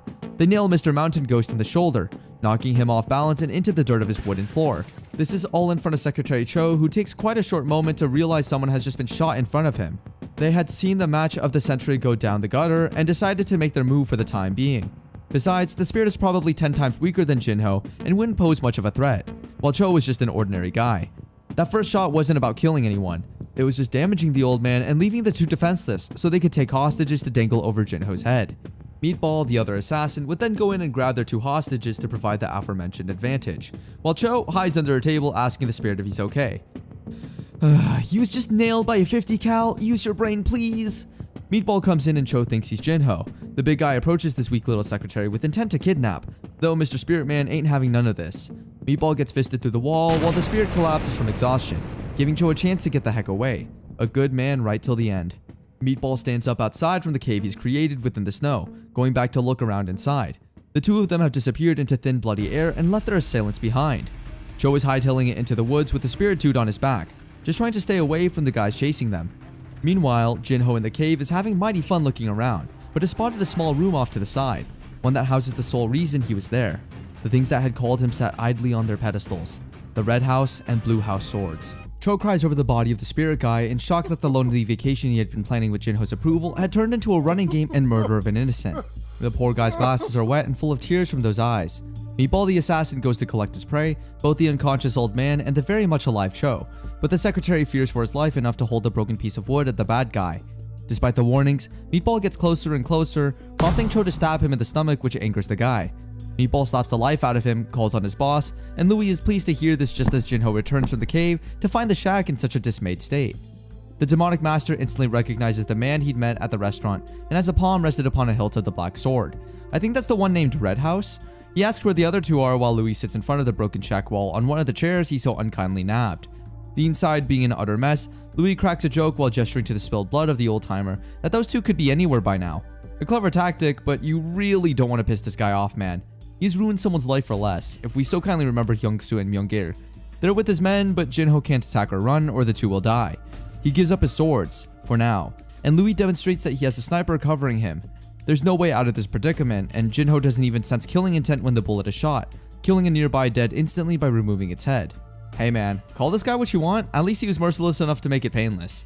So in total, he has 2 hostages and a sniper stacked against him, no weapons, and a man who's surprisingly hard to deal with. Probably in large part to how simple of personality he seems to be. As assurance they are still alive, Louis has Meatball bring the two close enough to see, but this makes the demonic master angry, rageful. It makes the air heavy, it makes Meatball's face scrunch in horror at what they've unleashed, and it makes Louis scared for his darn life. Jinho can protect these two as long as they are within his sight, and this deal was nothing of worth if it didn't benefit him in some way. He wastes little time in jumping to action to defend the innocents in this situation, getting behind Louis to use him as a hostage for the sniper. He'd make these guys wish they weren't born with the sheer amount of pain they would suffer for doing this. But it's not over yet, because what he failed to predict is that Louis also uses enough martial arts to sidestep him and have the barrel aimed at Jinho's temple. The demonic master had let his guard down because he had assumed he was more powerful, when in fact, he was on equal footing at best. They saved their trump card for last, and it really paid off here. Finally, some good use of tactics that don't feel cheaty. Looking at you, corpse scrapper. Jinho falls to the floor after the gunshot rings out into the late evening sky, his body limp as Louis pulls out a phone. He takes a picture of the human triangle of bodies and orders Meatball to get that darn stick out of his body. The big idiot had forgotten it was there. But reaching down to grab the old man, Meatball has his wrist broken and oh god no, please get it off my screen. That is horrible to look at in any perspective. To get rid of the annoyance that the spirit dude imposes, Meatball is ordered to take care of it, and even using his broken arm as a tool, he slaps the remaining life out of the spirit, beating him. Louis doesn't appreciate this but gets on with his life and lives with it, but they misjudged Jinho's death. The red demonic master on the inside keeps asking questions about his life since coming back, and he begins to heavily berate Jinho about who he is, how he should have gone back to the dark side on coming back, how Jinho should have let him loose once more. That stubborn behavior is futile. He's basically flipped the bird at the protagonist as he comes back to consciousness. Jinho will struggle, he will fight for this life like he has no other. He will see the end of this darn choice even if he'd have to go through that regret once again. He doesn't give a flying one about destiny and would forge his own path through this life, making it his own. The demonic master smiles with some ferocity behind it, moving to leave. Jinho stands up and much to Meatball's dismay, beats the heck out of him. Changmin, the old man who we at last have a name for, is comforted a bit while Louis orders Skewer the sniper to not give them any sort of breathing room. Jinho then disappears from sight by way of martial arts, while Louis readies the gun to shoot. Good luck hitting a target you can't see. An explosion rocks Skewer's vision and makes him get up to run straight into the fray. Hope you have that kukri ready, my man, and beware of spies. Louis is lying back on the snow without a shirt, having had his world go bright white and clothing torn from the assault. Meanwhile, Jinho takes the 2 survivors back to his heavenly cave and sets them to rest there for the time being. Their wounds aren't fatal, and now he has stuff to do and people to kill. Let the hunt begin. While the demonic master is pepping himself up on his way out, Louis looks down at Meatball's hand sticking up from the snow and sighs. Pulling the man out of this cold grave by his broken arm? Jesus Christ, do you not have any sympathy? Actually, scratch that. I doubt he'll even notice, much less feel it. They lost track of Jinho this time, and are forced into a full retreat by the fact that what they just tried to fight was like nothing Louis has ever seen before. This one was a credible threat and then some. While running, we learn that Skewer can't pull the trigger on his own, so he admits no killing intent. And Meatball has something called analgesia. Yeah, looking that up, it's an insensibility to pain. Yeah, that sounds about right. Oh, no, my good man, you won't be going anywhere so easily. The demonic master isn't through with your sorry behinds yet. Jinho's bloodlust is felt at distance by Louis, and it's so intense that the man sweats, telling Skewer to just pack his stuff and freaking run. There's no way for him to survive this. Even Louis could only do his best as buying some time against the angry man, for even if they all fought together, it'd be an overwhelming loss. Jinho steps out of the tree line and Skewer runs, telling his boss to keep safe and come back alive. That's a pretty tall order when you've peeved off the main character, hurt his friends, almost put a bullet in him, and he has 2 fancy swords to retrieve from Louis. Speaking of the swords, he takes them off and tries to peacefully hand the blades back in exchange for leaving peacefully, doing a lot of talking with about the same persuasion check as trying to seduce a Deathclaw. Jinho basically ignores him and walks over to the tree that Meatball is resting up against. With one swift and foul kick, Jinho ensures he ain't getting back up to rejoin the fight anytime soon. Once the lump of meat has been taken care of, his attention turns to Louis. The battle rages on, and it's shown once more that this member of the triad knows some martial arts, at least enough footwork to dodge the attacks of his foe. Seems Jinho's quite the battle on his hands now. Meanwhile, a short distance away, Skura has set up his rifle and is taking aim in order to help his boss man. While this is a very sweet gesture and I commend the man for his sacrifice, remember that part about him lacking killing intent? If he pulls that trigger on his own, the monster they're fighting can immediately track his position. And while it is a great momentous occasion, Jinho pulls something out of the DBZ playbook, and you can probably imagine the rest. Coming back with his blade stained by the blood of an enemy soldier whom valiantly died in battle, Jinho flicks his sword to one side while Louis laughs, slowly losing his mind. Back in Korea, we see Han Se-eun making snowmen with the kids of the orphanage who all praise her, and she's just like, yes, please, give more. Adorable. Once Park calls them all back inside from the cold exterior for a nice warm dinner, Se-eun notices one more snowman which she can't help but crack a smile at, an angry looking one with a nick on its brow, much like the beloved Jinho used to go drill sergeant on them. See, he does get along with the kids in his own way. Though, back to the reaches of China, he's currently in what may be a bit of trouble.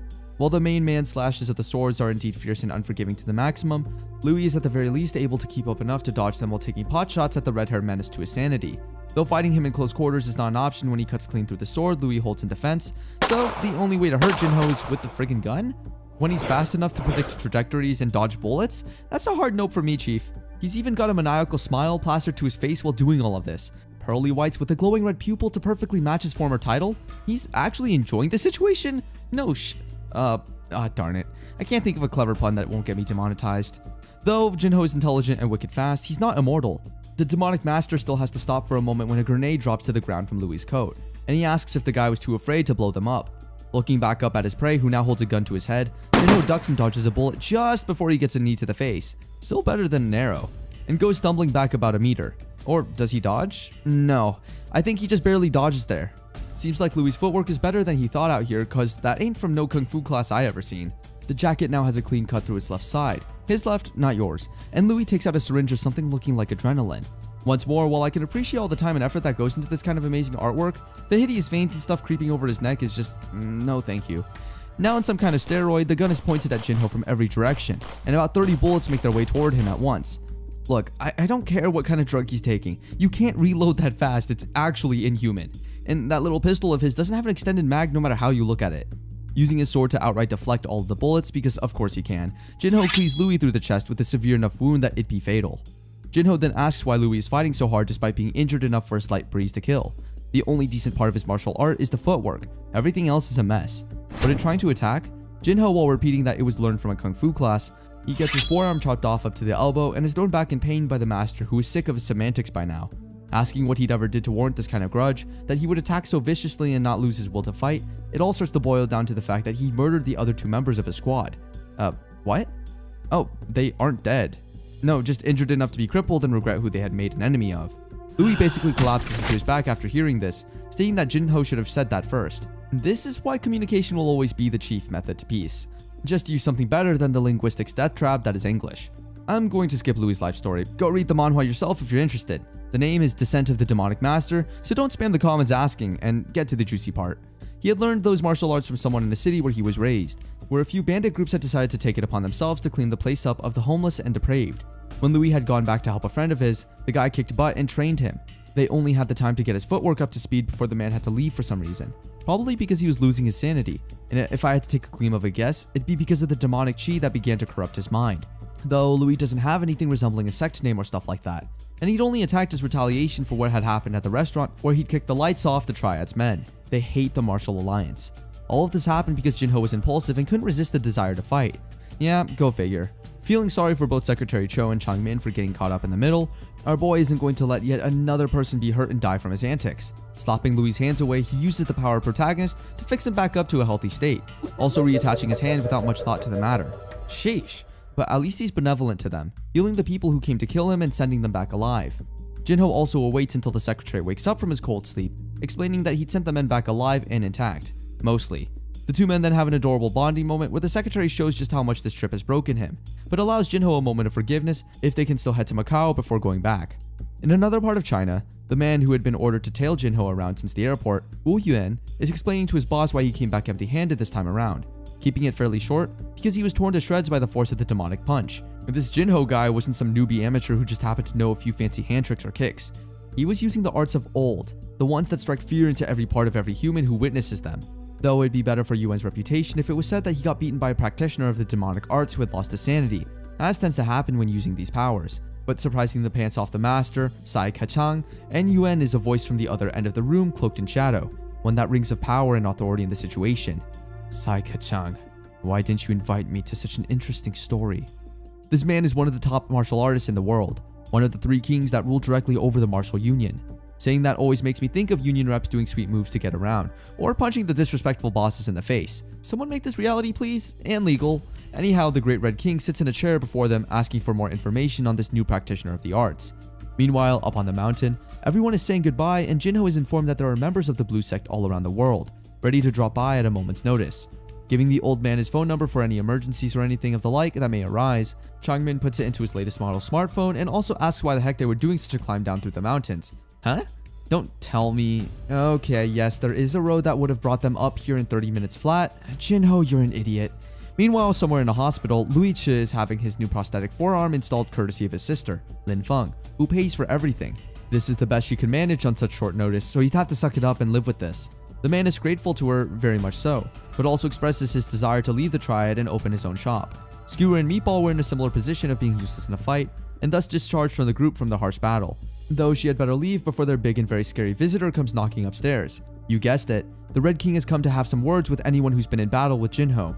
There's a giant monster right on their fluffing doorstep. When they make their way up to his room, Louis is visibly nervous that they are here to give him a visit if you catch the drift. Well, shoot.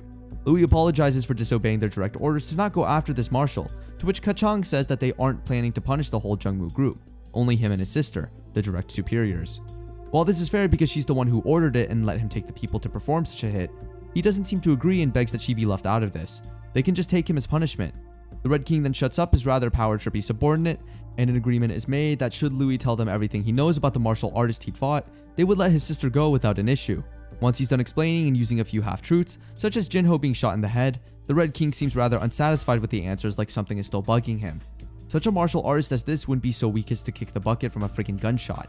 The king then asks how he could have fought such a practitioner at his measly level, and the answer is as you would expect. Louis uses them too, or at the very least uses the footwork. The king is unpleased, shall we admit. A single attack. That's all he has to survive in order for all his sins to be forgiven. If Luigi can survive one swipe from the Red King at any cost, he'll be forgiven. He points a gun at the guy and asks if that counts. Dude, seriously? You're already in a hospital bed. What, do you want an upgrade to a nice comfy grave? Apparently, even point blank, the entire clip of his handgun does nothing, each bullet crumpling and falling to floor as a dented mess. But although it scares Louis to the point of sweating, he only has to survive a single attack. He jumps around the room and hopes that this master won't be able to touch him, because the fast footwork is all he really knows. While Sai Kachang seems surprised that he has this much speed, the Red King thinks little of this annoyance, going far enough to call it crude. He has no basis to call himself a martial artist. Doing nothing but poking Louis and twisting his finger, the poor guy goes flying with a giant spiral dent in his right shoulder and a huge hole in the wall. That's at least the size of a 500 Magnum revolver bullet, which, if you weren't aware, is the largest production revolver cartridge as of writing. That is terrifying. The only title that suits this man is the word tyrant, and I couldn't agree more. And no matter how trivial the reports were to be, Kachang was to give every new detail they found to this leader for the time being. The demonic arts they have seen in the modern age is nowhere near what it used to be, and ironically, that's the same for real martial arts. Time has made these arts soft because there's no more war left in the world. No reason to fight like that anymore, and I'm pretty sure it'd be illegal if you did. But should a demonic practitioner on par with the original Red Demonic Master exist? If only you knew. This world would fall victim to chaos once more. Mr. Secretary really doesn't want to go back to Korea, but it's not like they have much of a choice this time around as their vacation has ended. So while he whines and moans in the airport, Chief Nan talks to Jinho telling him that he'd find a way to send the swords to Korea. With their boarding time approaching, Jinho thinks while walking of all the questions he now has, and the lack of answers he got by coming here. The Martial Alliance, the other group of marshals in Korea, and upon return, Jinho hands Park a gift, though politely refuses the option to call Seiun and let her know he's returned as he didn't get a souvenir for her. This guy is so dense even a bullet can't kill him. I swear to God. Maybe give her one of the swords. Park unwraps his gift and it's quite I'm not sure that would be called a souvenir, much less good taste. He was gonna give this to her? You clueless bastard, really? Anyway, Though he hides it fairly well, his face looks a bit saddened or worried at something and Park calls it out. There's a lot he needs to do, but nothing much that he could get done right now. Park then suggests that they both try getting their driver's license, though he's not interested in getting such a thing nor getting a car. Yeah, I can't imagine he'd be a very good driver for some reason. In the end, he's persuaded into it, and we skip over to Secretary Cho giving his report to Chairman Jung. The secretary then explains what happened during the trip through the Tian Mountains. What would he think if he saw a person's fist causing an explosion? Cho wasn't able to explain anything, but seeing two people with freaking superhuman powers during what was supposed to be a fun, life-changing trip to another continent? How the heck are you supposed to comprehend that? Chairman Jung isn't too surprised, mostly because of what he'd been through already with the healing. Maybe it was time to give Jinho a taste of real money. Wonder what he means by that. Jumping back to Jinho for a moment and, oh, yep. Told you he wasn't going to be any form of good driver. Dodging that old man at the crossing though, that takes some skill. Needless to say, he failed his test, and at the high school graduation, Jinho and friends are hailed over by a younger student or another girl from the class. I can't tell. She runs back to her friend group after Jinho accepts the flower from her, completely oblivious to the gesture of love. Ugh. Then Han Se-yoon appears, arms laden with many bouquets of flowers, a bit angry with Jinho for not telling her of his return. But then, in a slight twist of her mood, Se-yoon sighs and says it's not like she's that important to him anyway. How? Jinho, get your act together, my man. Everyone knows that she's crushing except for you. Jinho now stands before Secretary Cho on the cusp of his doorstep, staring quite annoyed at the gift the chairman had provided for him on congratulations of passing his college entrance. A very expensive brand new car. You son of a... And you're gonna reject it, aren't you? Uh-huh. I thought so. Yet he's begged to take the vehicle anyway because Jung had already put the poor secretary through hell to get this, and Jinho begrudgingly accepts the offer while walking away, saying this is the last time words like that are going to work on him. Yeah, sure. We'll see about that, hotshot. Once he's arrived at the university in time for the freshman orientation ceremony, he's welcomed to the place in hopes his dreams would come true. Han Se-yoon is also present, and after the orientation, the two go together with a few of the other newbies to a nearby bar. They all stare at the handsome Jinho expectantly, yet his introduction is so short that it leaves them a little annoyed, even if forgiving. Thankfully, Se-yoon does the same but provides a bit more information. A hobby in singing, looking forward to college time. Yeah, the typical stuff. Then a guy brazenly asks for her phone, adding his number in case she needs any help. Oh, I hate you already. And he urges her to have quite a few drinks. Jinho doesn't approve and saves her from it by taking up the guy's challenge with a clink of their glasses. Gongir, blonde D-bag, is unpleased that his strategy to make the pretty girl drunk had backfired. He boldly accepts the challenge of Jinho and goes for something of a little tougher on the old gut. He pours glasses of soju for them both, this being a kind of Korean spirit, the alcoholic kind. The two then have a rather intense showdown to see who can last the longest. And surprise surprise, two legends were born that day, one of which was Jinho the god of drinking. Essentially, the stuff they had back in Jongyuan was way stiffer than anything in the modern day, and Jinho particularly enjoyed the toughest kind of this drink, making modern equivalents nothing short of a joke to his stomach. While walking home drunk with him, Se-yoon is almost begged to get a cab to go back with because her place is quite far from the restaurant. But even though she's off her rocker from being a lightweight, she still has the sensibility to ask why he had helped her at all while there. She had just seemed to be in trouble, that's all. Se-yoon is not amused by this and finally expresses her anger that he hadn't gotten her anything as a souvenir or even really thought about her. Is Park his only friend? Figured this would happen. Yet he's still kind enough that when her legs tire out and she can't walk anymore, he hoists her onto his back to walk her the rest of the way home. And while laying on her bed, she calls Park Yoo-min with the news we've all been waiting for. Tomorrow was the day she would come out with it and confess to Kang Jin-ho.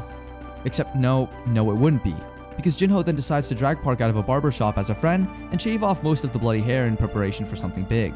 Later that day, when he returns home to his family and the bell of the coffee shop rings to alert for customers, his parents can only stare at the son who is wearing a baseball cap which doesn't suit him. But what they're way more surprised about, rightfully so, is the fact that he came home like this for the sole reason of telling them that he's going to be doing his military service, and by proxy, leaving Se-yoon behind. Your almost first girlfriend is now going to be left in tears because you're being all selfish. At least his sister, Eun-young, has the brain enough to ask when the next enlistment day is. Answer? About a week away, and he didn't bother to tell his family he was going until it was already decided.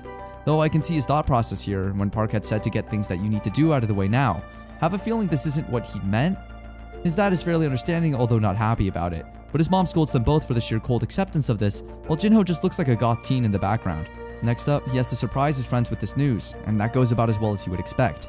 Park finally understands his mistake and the pro gamer almost swears, but he's too much of a soft boy for that. Understandable. Then you get Se-yoon who just, well, we can almost see the life drain from the girl's eyes at this point. The worry on her face mixed with shock. Why now? Why did he have to leave her now when she's about to confess her love to him? First the China trip, now this? The poor darling. Walking her home that night by Park's, let's call it a heavily weighted suggestion. Jinho wonders what the heck went wrong this time and what he'd done for her to be so cold. Then he drops her off in almost silence and has not a word to spare. Uh-oh, I can smell the explosives. How could he be this dense, she asks. How could he not see what she did and just how much he was hurting her? How could he make her so miserable? And then it comes out. She's liked him for a long time now, ever since they had first spoken. And there it is, the look of realization. Yeah, get hit by it like a train, you dimwit. He'd always influenced her, been around her, but he never liked her the same way, it seems. So everything that she had done was just a waste of her time and his. Before he can get much of an apology out, she says in a chilly tone, "No, it's fine. I'm done now." She won't bother him again. But as the saddened Jinho walks away with a stake through his heart from what he just realized, he remembers. The one who had first fallen in love was him. From around the corner, she yells that he better be safe and come back. She'd still be his friend. And with that, he leaves brokenhearted as the crying Seiyun sheds her tears behind the wall where nobody can see. After that's all said and done, it's time for the recruits to line them up and get ready to join the service proper. At the recruitment building, people are saying goodbye to their loved ones, both his sister and mother showing just how alike they can really be. Apple don't fall far from the tree, huh? Look at those faces, almost identical. The loudspeaker rings out that all trainees should head to their designated positions, and Jinho goes to leave. But before Jinho can get away from the group entirely, Park says that he'll be waiting and Seiyun asked him to tell the big brute to be careful. Though his other advice is total adorableness, Park is sad to see the protagonist go. Quit your whining, you'll see him again. On their first drill still in civilian clothing, the newbies are all in for a shock as the drill instructors pull no punches in getting them ready for the army. They are to move it, double time. But although this place is run like a tight ship, it's not that much different to the way his demonic cult used to work in principle. Only this time, they aren't beheading people to keep their respect nor element of fear at maximum. He actually finds this kind of stuff rather boring because of that. While the 2 days in the replacement unit seem to be boring, he does get a lot of time to meditate and train his chi for any future martial artists he may be encountering in the future. After the first 2 days in the depot, he's en route to a proper military facility where he'd be staying for the next 5 weeks. The officers put their back into training these brand new recruits, but amidst them all, Jinho stands out as an experienced soldier, to the point that the instructor thinks that he might be a spy by how perfectly he's performed all the tasks. Jinho is called out of the ranks because of how easy this seems to be for him. Next up is rifle training, which once more, Jinho excels at. It's enough to make one of the top men giddy for a rivalry, even though it's a pure win from Jinho's side. Through every activity henceforth, be it physical training such as running, to doing push-ups which was this man's forte, even wall climbing and sliding under barbed wire, he beats them at all 8 activities with 0 losses. This does get the attention of the other soldiers, as thus far, Jinho has a perfect track record, but he can't waste his time on thinking of these kinds of things. He has more important duties to take care of, like continuing the meditation, until another soldier comes to interrupt him, asking what the hell he thinks he's doing. What does it look like, you tubble lard? He's meditating. Apparently, he's been called a few names that I can't read, and then some. By doing what? Being a model for the rest of you? The guy's name is Young Gi, and another soldier tells him that they don't have to do this, starting a fight.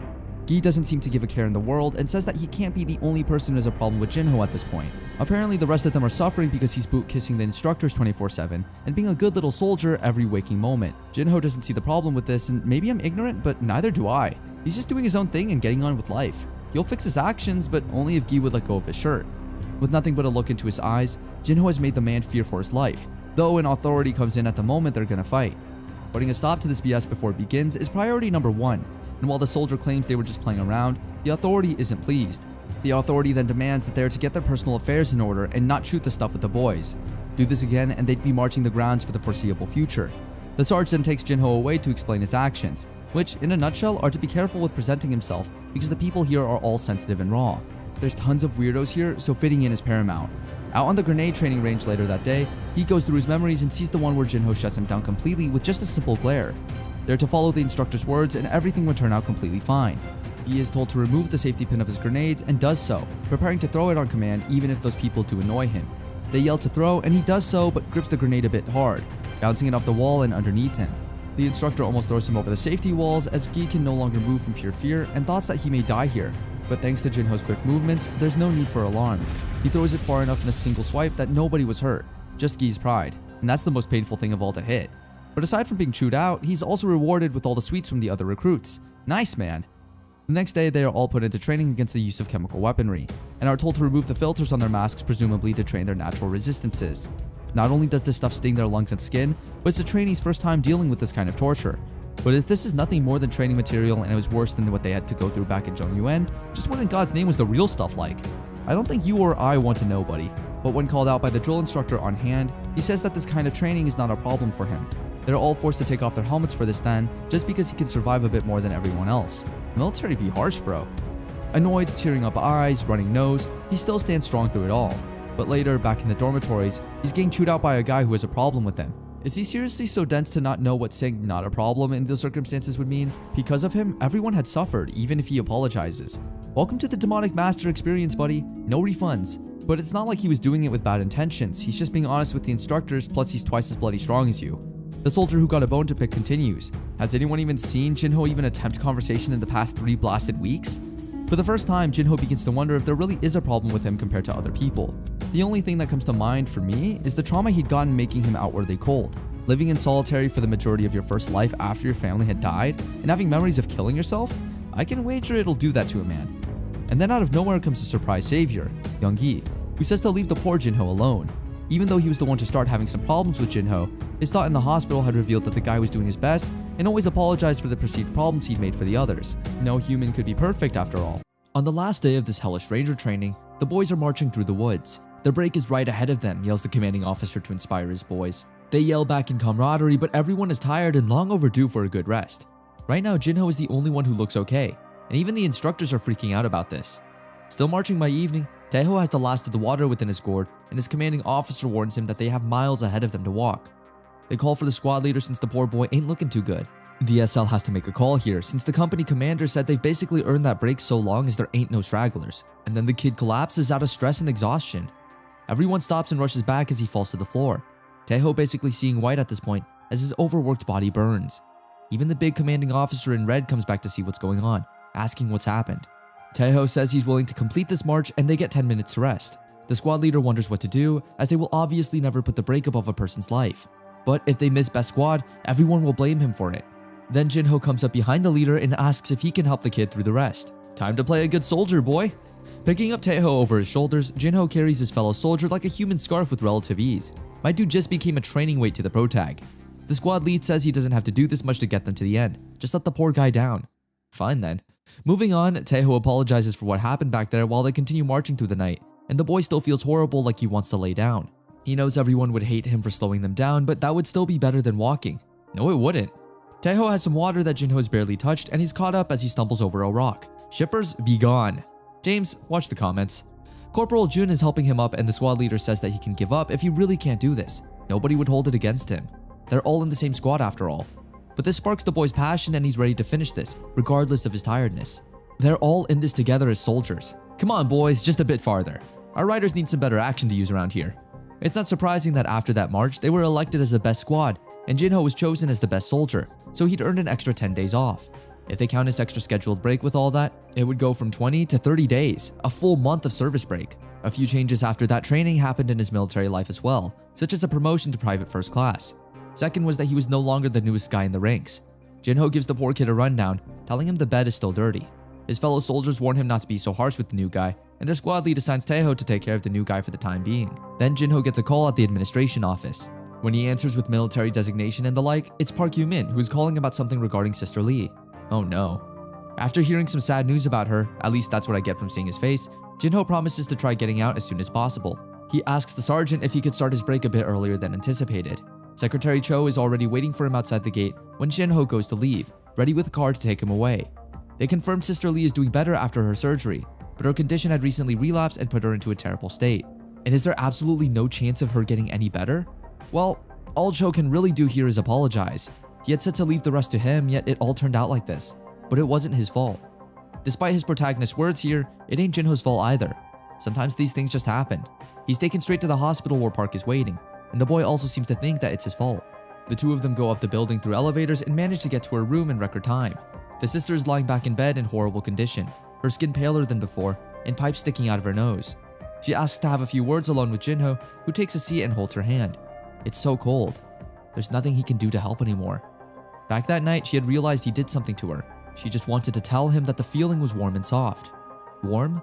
The power that he obtained through blood was warm? Yeah, because it didn't matter how you got it.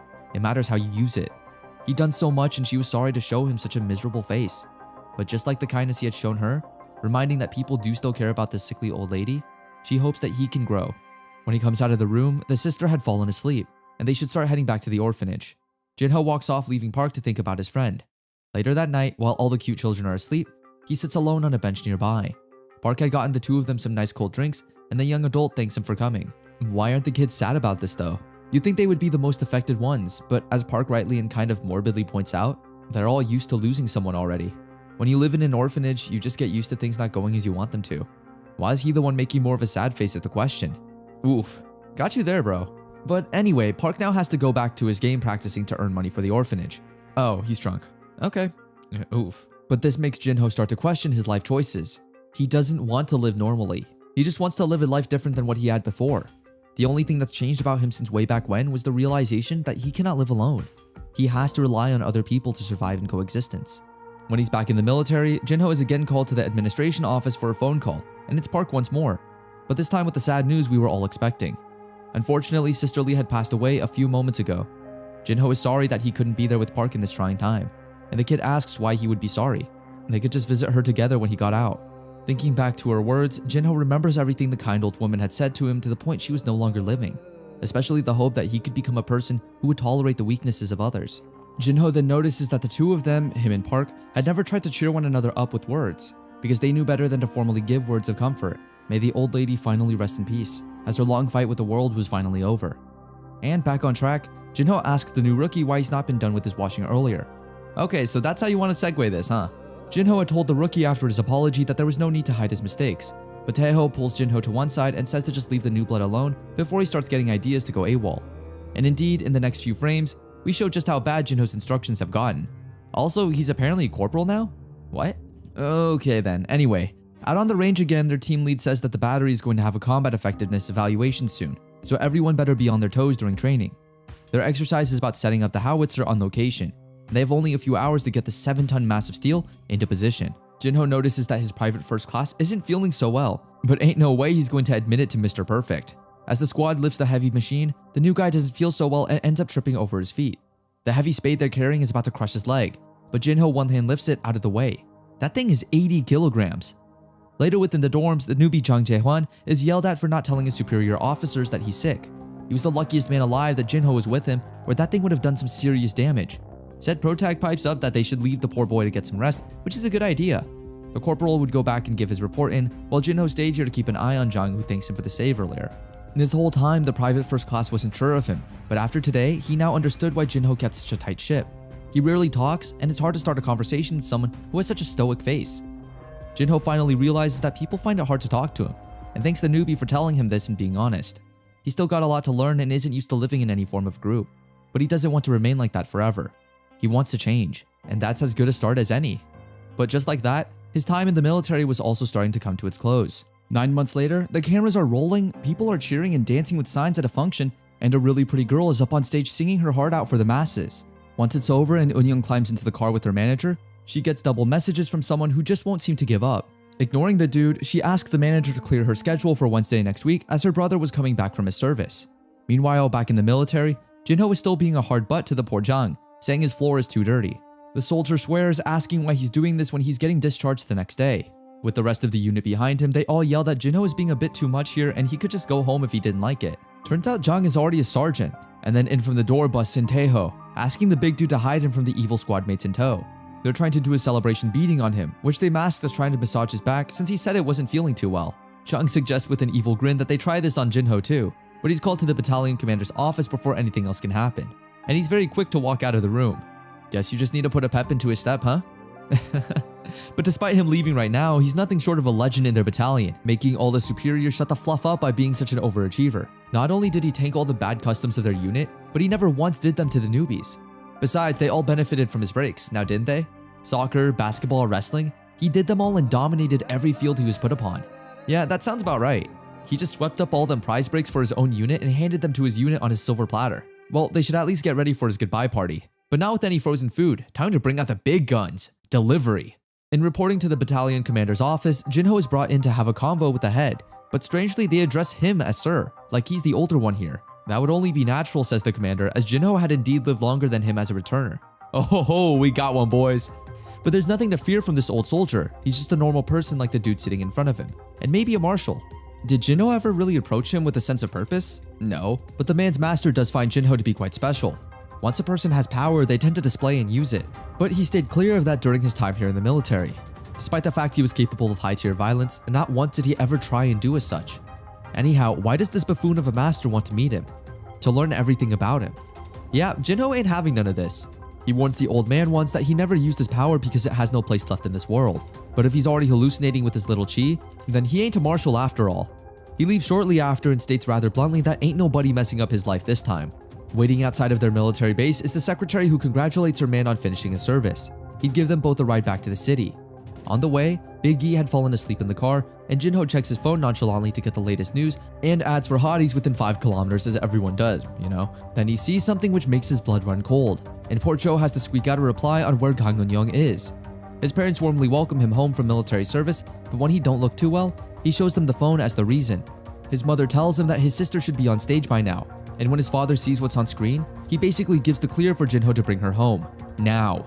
Uh-oh. And then his mother sees the phone, wondering what the heck is going on, and it shows Eun-young is dating someone from The Voice?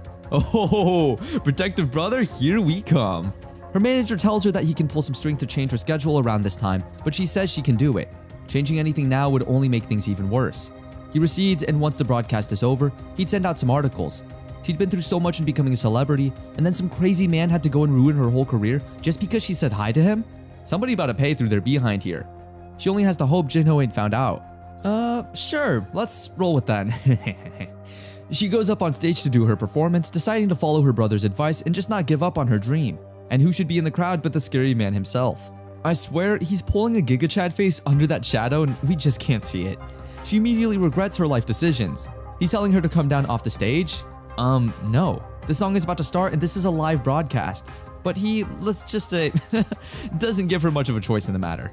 That dude would give death itself nightmares, I swear. Meanwhile, Cho is giving Chairman Jung the sit rep and they check the TV, as she should be live on stage right now. Yeah, she's live, but not on stage. And she don't look too lively either. The announcers cover for them while Big Brother drags his little sister away to discuss a few things. And Cho just gets cold sweat from thinking of the PR nightmare this is going to cause.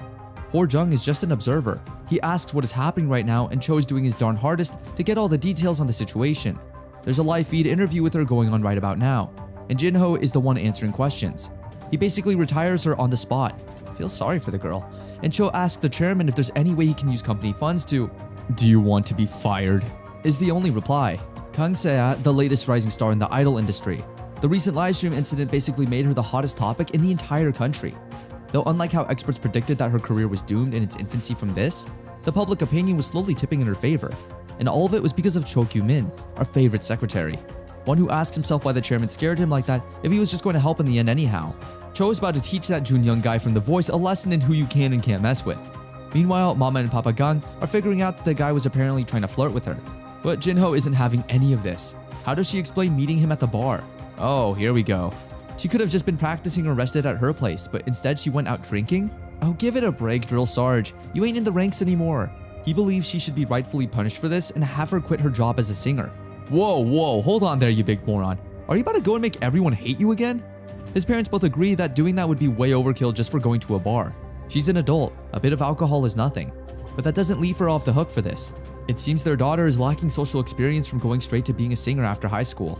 So as her punishment, Eun-young would be working in their cafe instead of being on stage for a time. She'd learn a lesson or two being behind the counter and facing customers in a day of work. Jinho thinks this is too light a punishment, but good old dad shuts him up too by agreeing with me that he ain't in the military anymore. And further to that point, he can't live off of the chairman's funds for the rest of his life either. He should be working too. Their cafe is always accepting resumes. Under the table, mom and dad low-five each other as they now got a reason to shoehorn both their kids into eyesight for the foreseeable future. Clever and not at all manipulative, actual good parents. Gotta love them. Meanwhile, in the FRC agency, Jun-young is talking to his manager about how he shot up in the rankings for creating a scandal, making himself famous overnight. But is he really sure about this? The Jaekyung Corporation backing Se-a was sure to take notice of the strings he'd pulled for this charade to work. But he brushes this off since he didn't actually do anything wrong. He was just being a romanticist, and it's not like the Jaekyung can do anything if Se-a says she likes him. Spoiler, I don't think she does. The phone of Jun-young's manager rings from his desk, and when the man picks up, he's told he got a visitor from an important place, the Jaekyung Secretariat. Cho Kyu-min has arrived and he's flexing the glasses move, meaning this is a man with a plan. Sitting down with the secretary, Cho opens up that this is some rather nice tea. The FRC manager is thinking that this scrawny little dude can't possibly be the head of the Jaekyung Secretary Department, and yet his card proves everything. Finally, they get to the topic at hand. It seems that Jun-young was a part of a scandal revolving JK's very own Se-a. After some investigation, it seems Jun had approached her constantly despite her having no interest.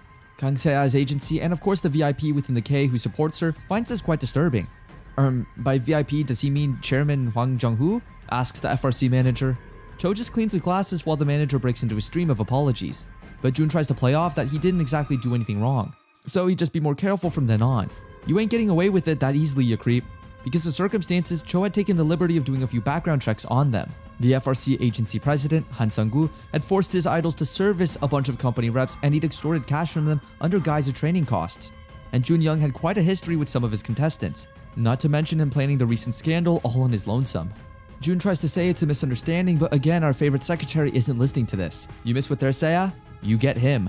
She'd put in a world of effort to get to their position, and the Jaekyung had never spent a single penny for her directly. Wow, sister really worked for what she got.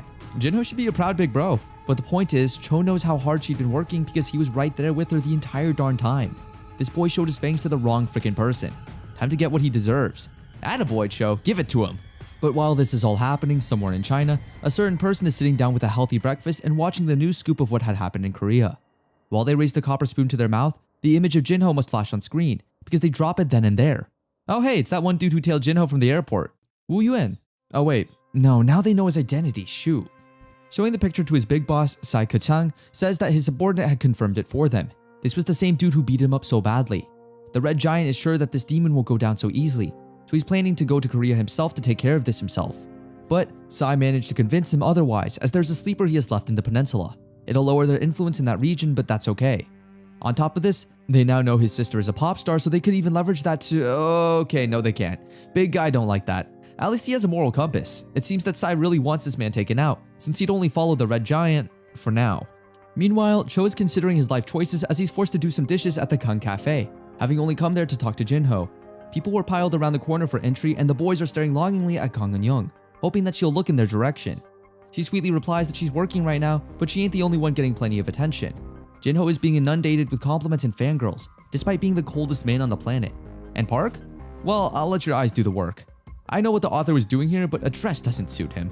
Papa Gong is also happy that his children are serving in the cafe, like a dream come true for him. The extra money he's getting from customer retention isn't bad either. Of course, though Jinho is getting tired of being ogled by every girl in a 10-kilometer radius. Jumping to another park of Korea for some real action at last, the martial union in this country has been contacted with an order to eliminate a certain person. They're willing to pay a hefty price for this, even though their target is a college student? Yeah, a returner who's prepping to go back to school. Even the martial assembly is keeping an eye on this kid, meaning he must pose quite the threat to those around him if he's poked the wrong way.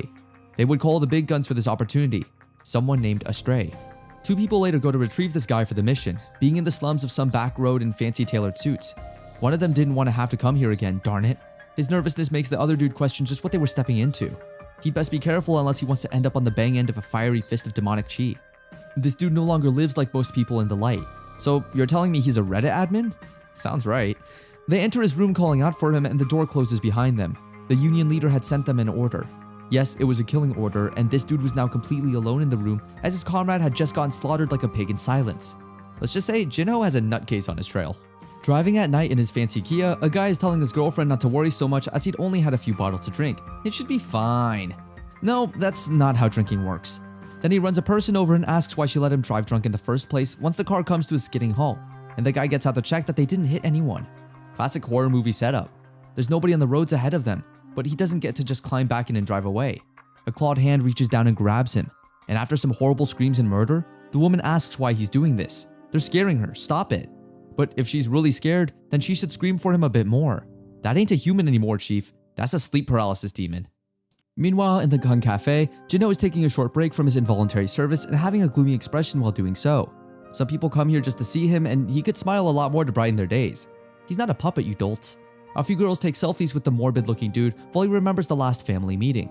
Eun-young was allowed to go back to work a lot more and took on a casting offer from a TV show, while he was still stuck working 3 days a week. Skepticism started to become his normal. But the drop in sales wasn't because of her leaving. It was more likely because of the nearby murders too horrific for any human to have pulled off. A girl called Jaein then comes in to place her order, and the old man gives her a bit extra like usual, having Jinho take the order to her to put an end to his whining. She's a VIP of this place that used to come before they got popular, and she'd also likely want a few pictures with him just for the kicks. He takes the order and gets her business card. The lady is an illustrator who normally draws stuff for web novels. All of the covers feature him. I'm pretty sure that's highly illegal because, as he mentions, portrait rights. But his daddy-o gave the permission. People always told her that her male characters had no charm, though that stopped ever since she started using him as a reference. Now the problem is her drawing the same face all the time, though it's not like she has much choice, she says. She opens the folder of Mr. Model over here and the contents are monotone enough to scare even his own father. Oh, come on now, it can't be that bad.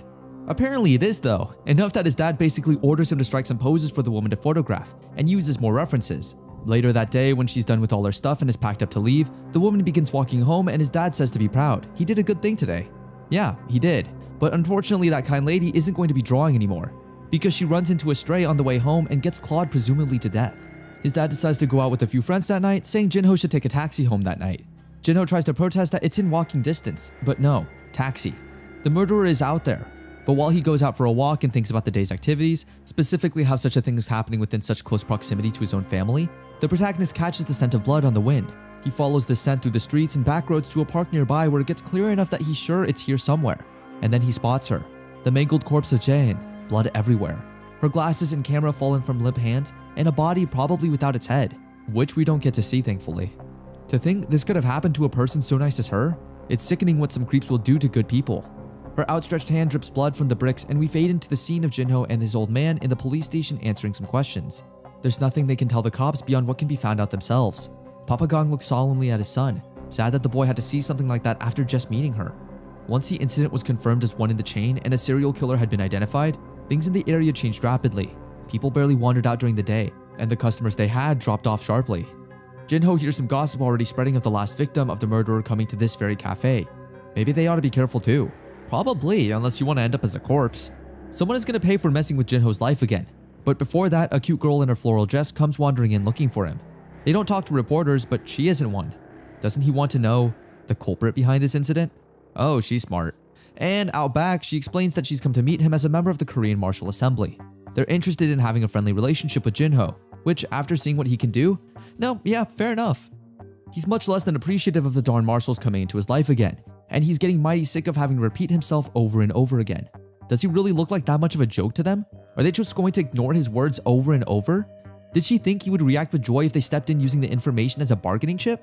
It looks as if the incident is related to their people. He pins her to the wall with repressed rage bubbling to the surface for the first time in a while and asks straight up to the fearful lady, do they really want him to be a part of their world?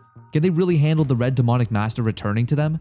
Cho meanwhile is tapping his steering wheel and wondering about the murdering incident, hoping for dear life that Jinho wasn't behind it. No, it couldn't be him. He wouldn't be this sloppy nor reckless of a person surely. He stops somewhere and gets out, only to see Jinho coming out of an alleyway with the girl he just choked half to death. Is he dating? Nah, chief, those eyes say something much different. This looks really bad. And then the glare turns to the poor secretary who loses another 100 years of his life. All the rage just evaporates upon seeing Cho there. When he asks who she is, Jinho says that he should start talking about certain things with him and this girl. They all go into the store much to his dad's surprise, as he'd only seen Jinho leave with the girl. When Jinho asks to use the back room so they could all have a chat, his father reminds him that he's still on the clock, but since it's something that's somewhat important, he lets it slide. Not like they have many customers today anyhow, but the girl is going to use the restroom before they have any kind of chat. Huh, he scared her that bad? Fair. When she does take an eternity, Cho suggests that maybe she's running away, but that won't be the case. In a nutshell, she's probably going to ask her superiors for help with this problem. And as we see in one of the next frames, he's right on the money. She's also wondering what the flip is wrong with Jinho and why he just up and strangled her like this. Why was he so angry at her? What the heck did she do to him? Well, there is one person she can call. A buff-tan dude picks up the phone and asks if she's finally ready to go out with him. Nope, guess again. She needs him for a job around now. But although he's not interested at first, as soon as she mentions she could get beaten to death, all the water in his pool evaporates and he's shortly on his way. She's then explaining to Jinho the differences between the martial groups in Korea. There's one she's a part of, the Martial Assembly, and their rivals, the Yeongnam Union. Their rivals are the most influential group on Korean soil. Cho gets the gist that the Yeongnam Union had likely sent an assassin over to kill Jinho. But then why were other civilians being targeted and not Jinho himself? Well, because this assassin is a nutcase who's lost it. They call him a stray and he's basically their hunting dog. They aren't just letting it fly, but there's only so much they can do when their rival's leader declines any part of involvement, even if it was as obvious as plain daylight. They know of Astray's work because they had to clean up a few of his messes previously. And then in comes Mr. Muscle to rescue the girl who had called him. Mr. Muscles charges Jinho in front of his dad, but out of pure habit, the guy is put down without a single chance at rebellion. Once that's been done, Jinho is stared at by his father and the girl while Cho casually sips a drink. Yeah, he's used to this by now. She's more concerned that her grandfather's second disciple was taken out with just one move when Jinho warns her to leave with Big Brutus over here. His father comes to check that he's okay, and indeed, the boy is just fine. This incident wasn't the result of doing business, Papa Gang. This was just a girl being frightened of your monster of a son. Cho asks afterwards if he's really going to let them go that easily. And of course, the answer is no. But this is his father's shop and he'd rather not see it destroyed or damaged. Things are bad enough as is. Muscle for Brains wakes up that evening on a park bench where he wonders where he is and asks the girl if he was knocked out. Lose your memories from that punch too? Yes, you were knocked out. She had tried to stop him from doing something reckless, but he hadn't listened. For now, all he wants is a shot at revenge on Jinho, because of course he does. These characters never learn. The girl tells him not to do anything stupid now, as many eyes were watching. So he goes and puts a fist through the park bench. Later that evening after work, Jinho arrives to do battle. He really thought they would have run away by now, but I guess not. Someone has a petty revenge quota to fill and another beating to be had. He tells the girl, Hyunju, that it would be better for her to stay away from the battle for this. He's going to teach a harsh lesson to the protagonist. Oh, is that so? I got my popcorn and Pepsi. Now please, give me a good show. Having a plan laid out in his head, the meat man charges and gets a clean hit on Jinho? Wait, what? Nah, he's gonna be planning something for this. Jinho stands up from the bushes he was yeeted back into and thanks Meat Man for this punch, completely uninjured by the blow. Jinho almost got angry with him, which would be wrong since he wasn't the culprit here. Sorry in advance guys, I'm doing the best I can with the translation. Jinho says that the real fight starts here, and to that effect, he gets into Meat Man's face without hesitation and blasts through his defense like toilet paper. Jinho is doing all this to a guy who's self-proclaimed to be the peak of the Korean martial artists. Yet with the single trick, he's one-punch man back into the coma he came out of. Back in the reader, Cho was warning Jinho that he should be careful of this guy as a marshal because he may have brought more people with him. But nah, don't worry secretary, that would only make things easier. Since it would be dangerous, Cho should wait here. With a murderer on the loose? Are you serious, Jinho? Cho is rightfully staying back while thinking how bad it would be if Jinho crosses the line and becomes a killer, but that won't happen, hopefully. While he isn't going to kill anyone in a fight like this, what he would do is break his opponent's arm to stop them returning to active combat. I can almost hear that crunch and I hate it. His smile becomes very fitting to the name of Demonic Master. The girl asks him to just please stop. This was their fault and they were sorry it had ended like this. Stop? Oh, so the words I'm sorry were supposed to be the magic ones that halted all the bad things that happened to these guys? Since they were the ones who started this whole debacle, Jinho would be the one who decided when to end it. The Meat Man is trying his best to crawl away from the Demonic Master, begging for help, while the girl asks if he's trying to make the assembly his enemy. Does Jinho really think they would let him get away with this? Real question is, does he care? I don't think so. Also, get away? That's some really arrogant words she's using there, making it sound like he's the one who attacked them. Who was it that meddled with his life? And now she's asking if he thinks he'll get away with this? Jinho picks up and throws Meat Man through a nearby tree behind her to prove the point. And I'm surprised he's still alive at this point, much less intact. The girl is just standing there shivering at the sight. The girl stands there, shaking while Jinho asks her the question. Do you think I can get away with this? Going strong on his words, she had already ignored his warning and on top of that brought in a friend to cause him trouble. He's not planning to kill anyone, but she should really try not to faint. She's only saved by a clever Mr. Secretary who comes up behind Jinho, saying something to get his attention. Oh, it gets his attention alright.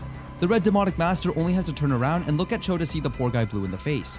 Literally, before calming down and standing up to dust himself off. It really is cold out here, huh? Yeah, judging by all the ice he had to break. While the girl is trying to think of something, anything she can say, Jinho looks back down at her and asks if there's anything more she wants to do. She could bring in more friends for him to demolish, or maybe she'd like him to pay a visit to that assembly of hers? Nope. Well, okay then. He's done with her for today. Under his instruction, she would be back tomorrow with all their information on this astray guy, so Jinho could slaughter him back into the hell he came from. All she can really do is agree and watch the two men walk away while her bodyguard remains planted on the remains of a tree. Jinho and Cho walk down from the park as the protag laments that he couldn't control himself yet again. The Chi of Asura, the one-man art, his words not mine, that only the leader of the demonic cult was allowed to practice, was uncontrollable because his old body can't control the demonic force. He has to be very careful on how he uses it from now on, or it may just end up consuming him. But then he notices the poor secretary has not had a change of face since they left. Cho whips out his phone to type out a message, and the poor guy had his features literally frozen in fear by the pressure exuding off Jinho earlier. Paralysis by pressure, kek. Jinho could fix it right now, though Cho declines as it would hurt quite a bit. He'd prefer to just wait out the nightmare. He's thanked for stopping the feisty firehead from ending someone back there, and is asked if he killed the guy. An easy no. He should still be alive. Should. That doesn't fill someone with confidence, dear Marshal. Does practicing martial arts really make one that tough? Yes, it strengthens the body over time. Considering his age, Cho doesn't have much room for improvement, but he could still be taught a few things. Perhaps Jinho could be his teacher and instant decline. Yeah, figures. Now look, his face is back to normal now. The next night, Lee Hyun-chu appears before the cafe one more time, resolved to end this herself. Her grandpa could support her, but she couldn't divide their forces right now. The big bad Jinho spots her outside and invites her in. being polite enough that she wonders what the heck is wrong with him. Lack of people skills for one thing, albeit that's no fault of his own. After she orders a drink, she considers that this may just be a ploy to get the information in a nice way, as there's no way in hell that this is the same monster from that night. Though just him putting it on a table nearly gives her a heart attack. Understandable. Now then, it's time to get down to business. Where's that dirt on this Astray guy? She hands Jinho the file they have on him and reiterates that he's likely the perpetrator for these horrible events of late, being housed by the Yeongnam in exchange for doing their dirty work. He used to be an ordinary martial artist a few years back, but somehow he'd learned the demonic variant and gone mad. But the ones who want his head aren't the group themselves, as they're only a contractor. Who really wants his head is the martial union that he'd upset within China. She proposes that just for the time being, they join forces, because if he's going after the Yeongnam and then gets taken out, the martial assembly is put at risk of a hostile takeover. They would keep the Yeongnam group at bay while he focused on getting rid of Astray, a benefit to both sides. Smart lady. Later that evening, Eun-young is getting home from work when Jinho remarks from the side that she's late. He just happened to see her arrival on his way out for a walk. He waits until she's done fawning over the protective older bro and heads out, telling her to get inside. After he'd gotten far enough away from home, Jinho then expands his sense of chi to an abnormally large degree, searching for any trace of Astray. As he's lost his mind, there wouldn't be any way for him to hide from the master. He cannot be allowed to take more victims in the city or anywhere else. If he squints hard enough, Jinho could make all of this out to be his fault. Just passively pushing people away wasn't the solution. Oh come on, I'm a shut-in and I can tell you that much, mate. If he was just more active about this matter, maybe Jaehyun would still be alive. Making his way to the park from the other evening, he sits on a bench and vents the little rage that built up inside. Normal life this time? Thrown one punch too many for that, my guy. And then he senses it. Astray has stepped into Jinho's rangefinder and triggered alarm bells of every kind. There you are, says Jinho, ready to go and kick some demented butt. Following the trail until he reaches an old apartment complex, the scent of rotten blood is smeared across every wall and part of this underground structure. No doubt, this was Astray's hiding place. Sensing the guy above him before either can react, Jinho states the obvious, that this dude is the murderer. It jumps down to the floor and begins babbling on about the question and broken knowledge, showing that they have indeed lost their mind. Jinho only asks if they had killed a woman recently, to which it asks what kind, and has Jinho pick from the corpse pile behind it. Oh yeah, Jinho is gonna kick him where the sun don't shine, though it seems to think that he's the one who's gonna die. No, while Astray seems to think that this is just a little boy caught up in his web yet again, even powering up and speaking in a tone of childish glee, I don't think it's gonna end well for him. Destroying the stonework beneath their feet as an intimidation tactic to try getting Jinho's stoic face to change, Astray blindly attacks the protagonist, thinking he'd be invulnerable just like every other time. Jinho's inner demon talks to him, reminding that all he needed to do was let go and put this thing into the ground already. His hopes of a normal life have been shattered, and he's stuck with people like this showing up in his life now, one after another. How long will he bear it? Until all his family and all his friends are dead? Shut up. I decide what I want to do. An explosion suddenly blows Astray's arm off, and the thing doesn't even flinch in pain, just being glad that it still has its left arm. I don't think so. Not if Jinho's after him and just anything to go by. Omoe wa mo. Yeah, you get the point. Now without either of his self-defense tools, it only takes one hit to the temple for the Astray to get sent recoiling back into a brick wall. Jinho shows no mercy in attacking again, remarking that since they'd lost their mind, they felt no pain. He's gonna fix that for you real quick. Such a nice guy. Putting fingers of black smoky chi against Astray's body, Jinho says that it's time they learned the real meaning of the fear known as him. It takes not even a few seconds before the former human is screeching out in pain. We get a glimpse of how he'd learned the demonic martial arts here as well. Someone had handed him the book. Astray tries to cry out that he's not a bad person. It was all the fault of the arts. But Jinho silences him very quickly, knowing what he wants to say. The good news is that Jinho won't kill them. But the bad news is that Jinho won't kill them. Sometimes, death is a luxury. While his father reads the news with glasses, Papa Gong remarks that the serial killer should have been brought to justice by the law. But perhaps this was God themselves taking care of business. Yeah, let's roll with that. Anyhow, with them opening for the morning, Secretary Cho is there to greet Jinho and have a chat with him about some things.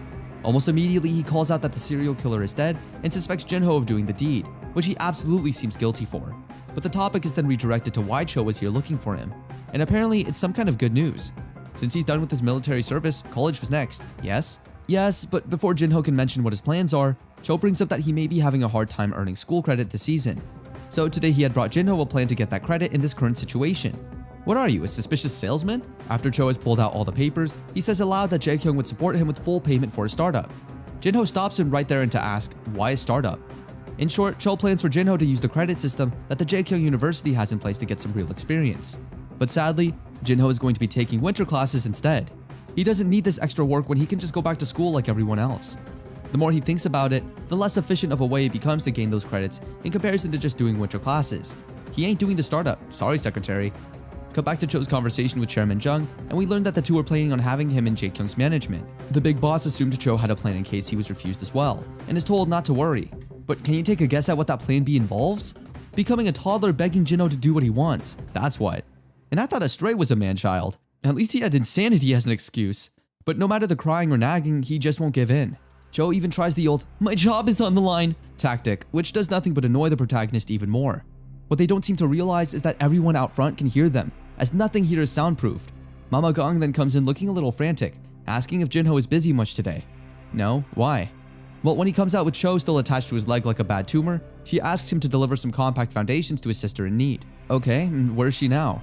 A 4-hour drive away, that's where.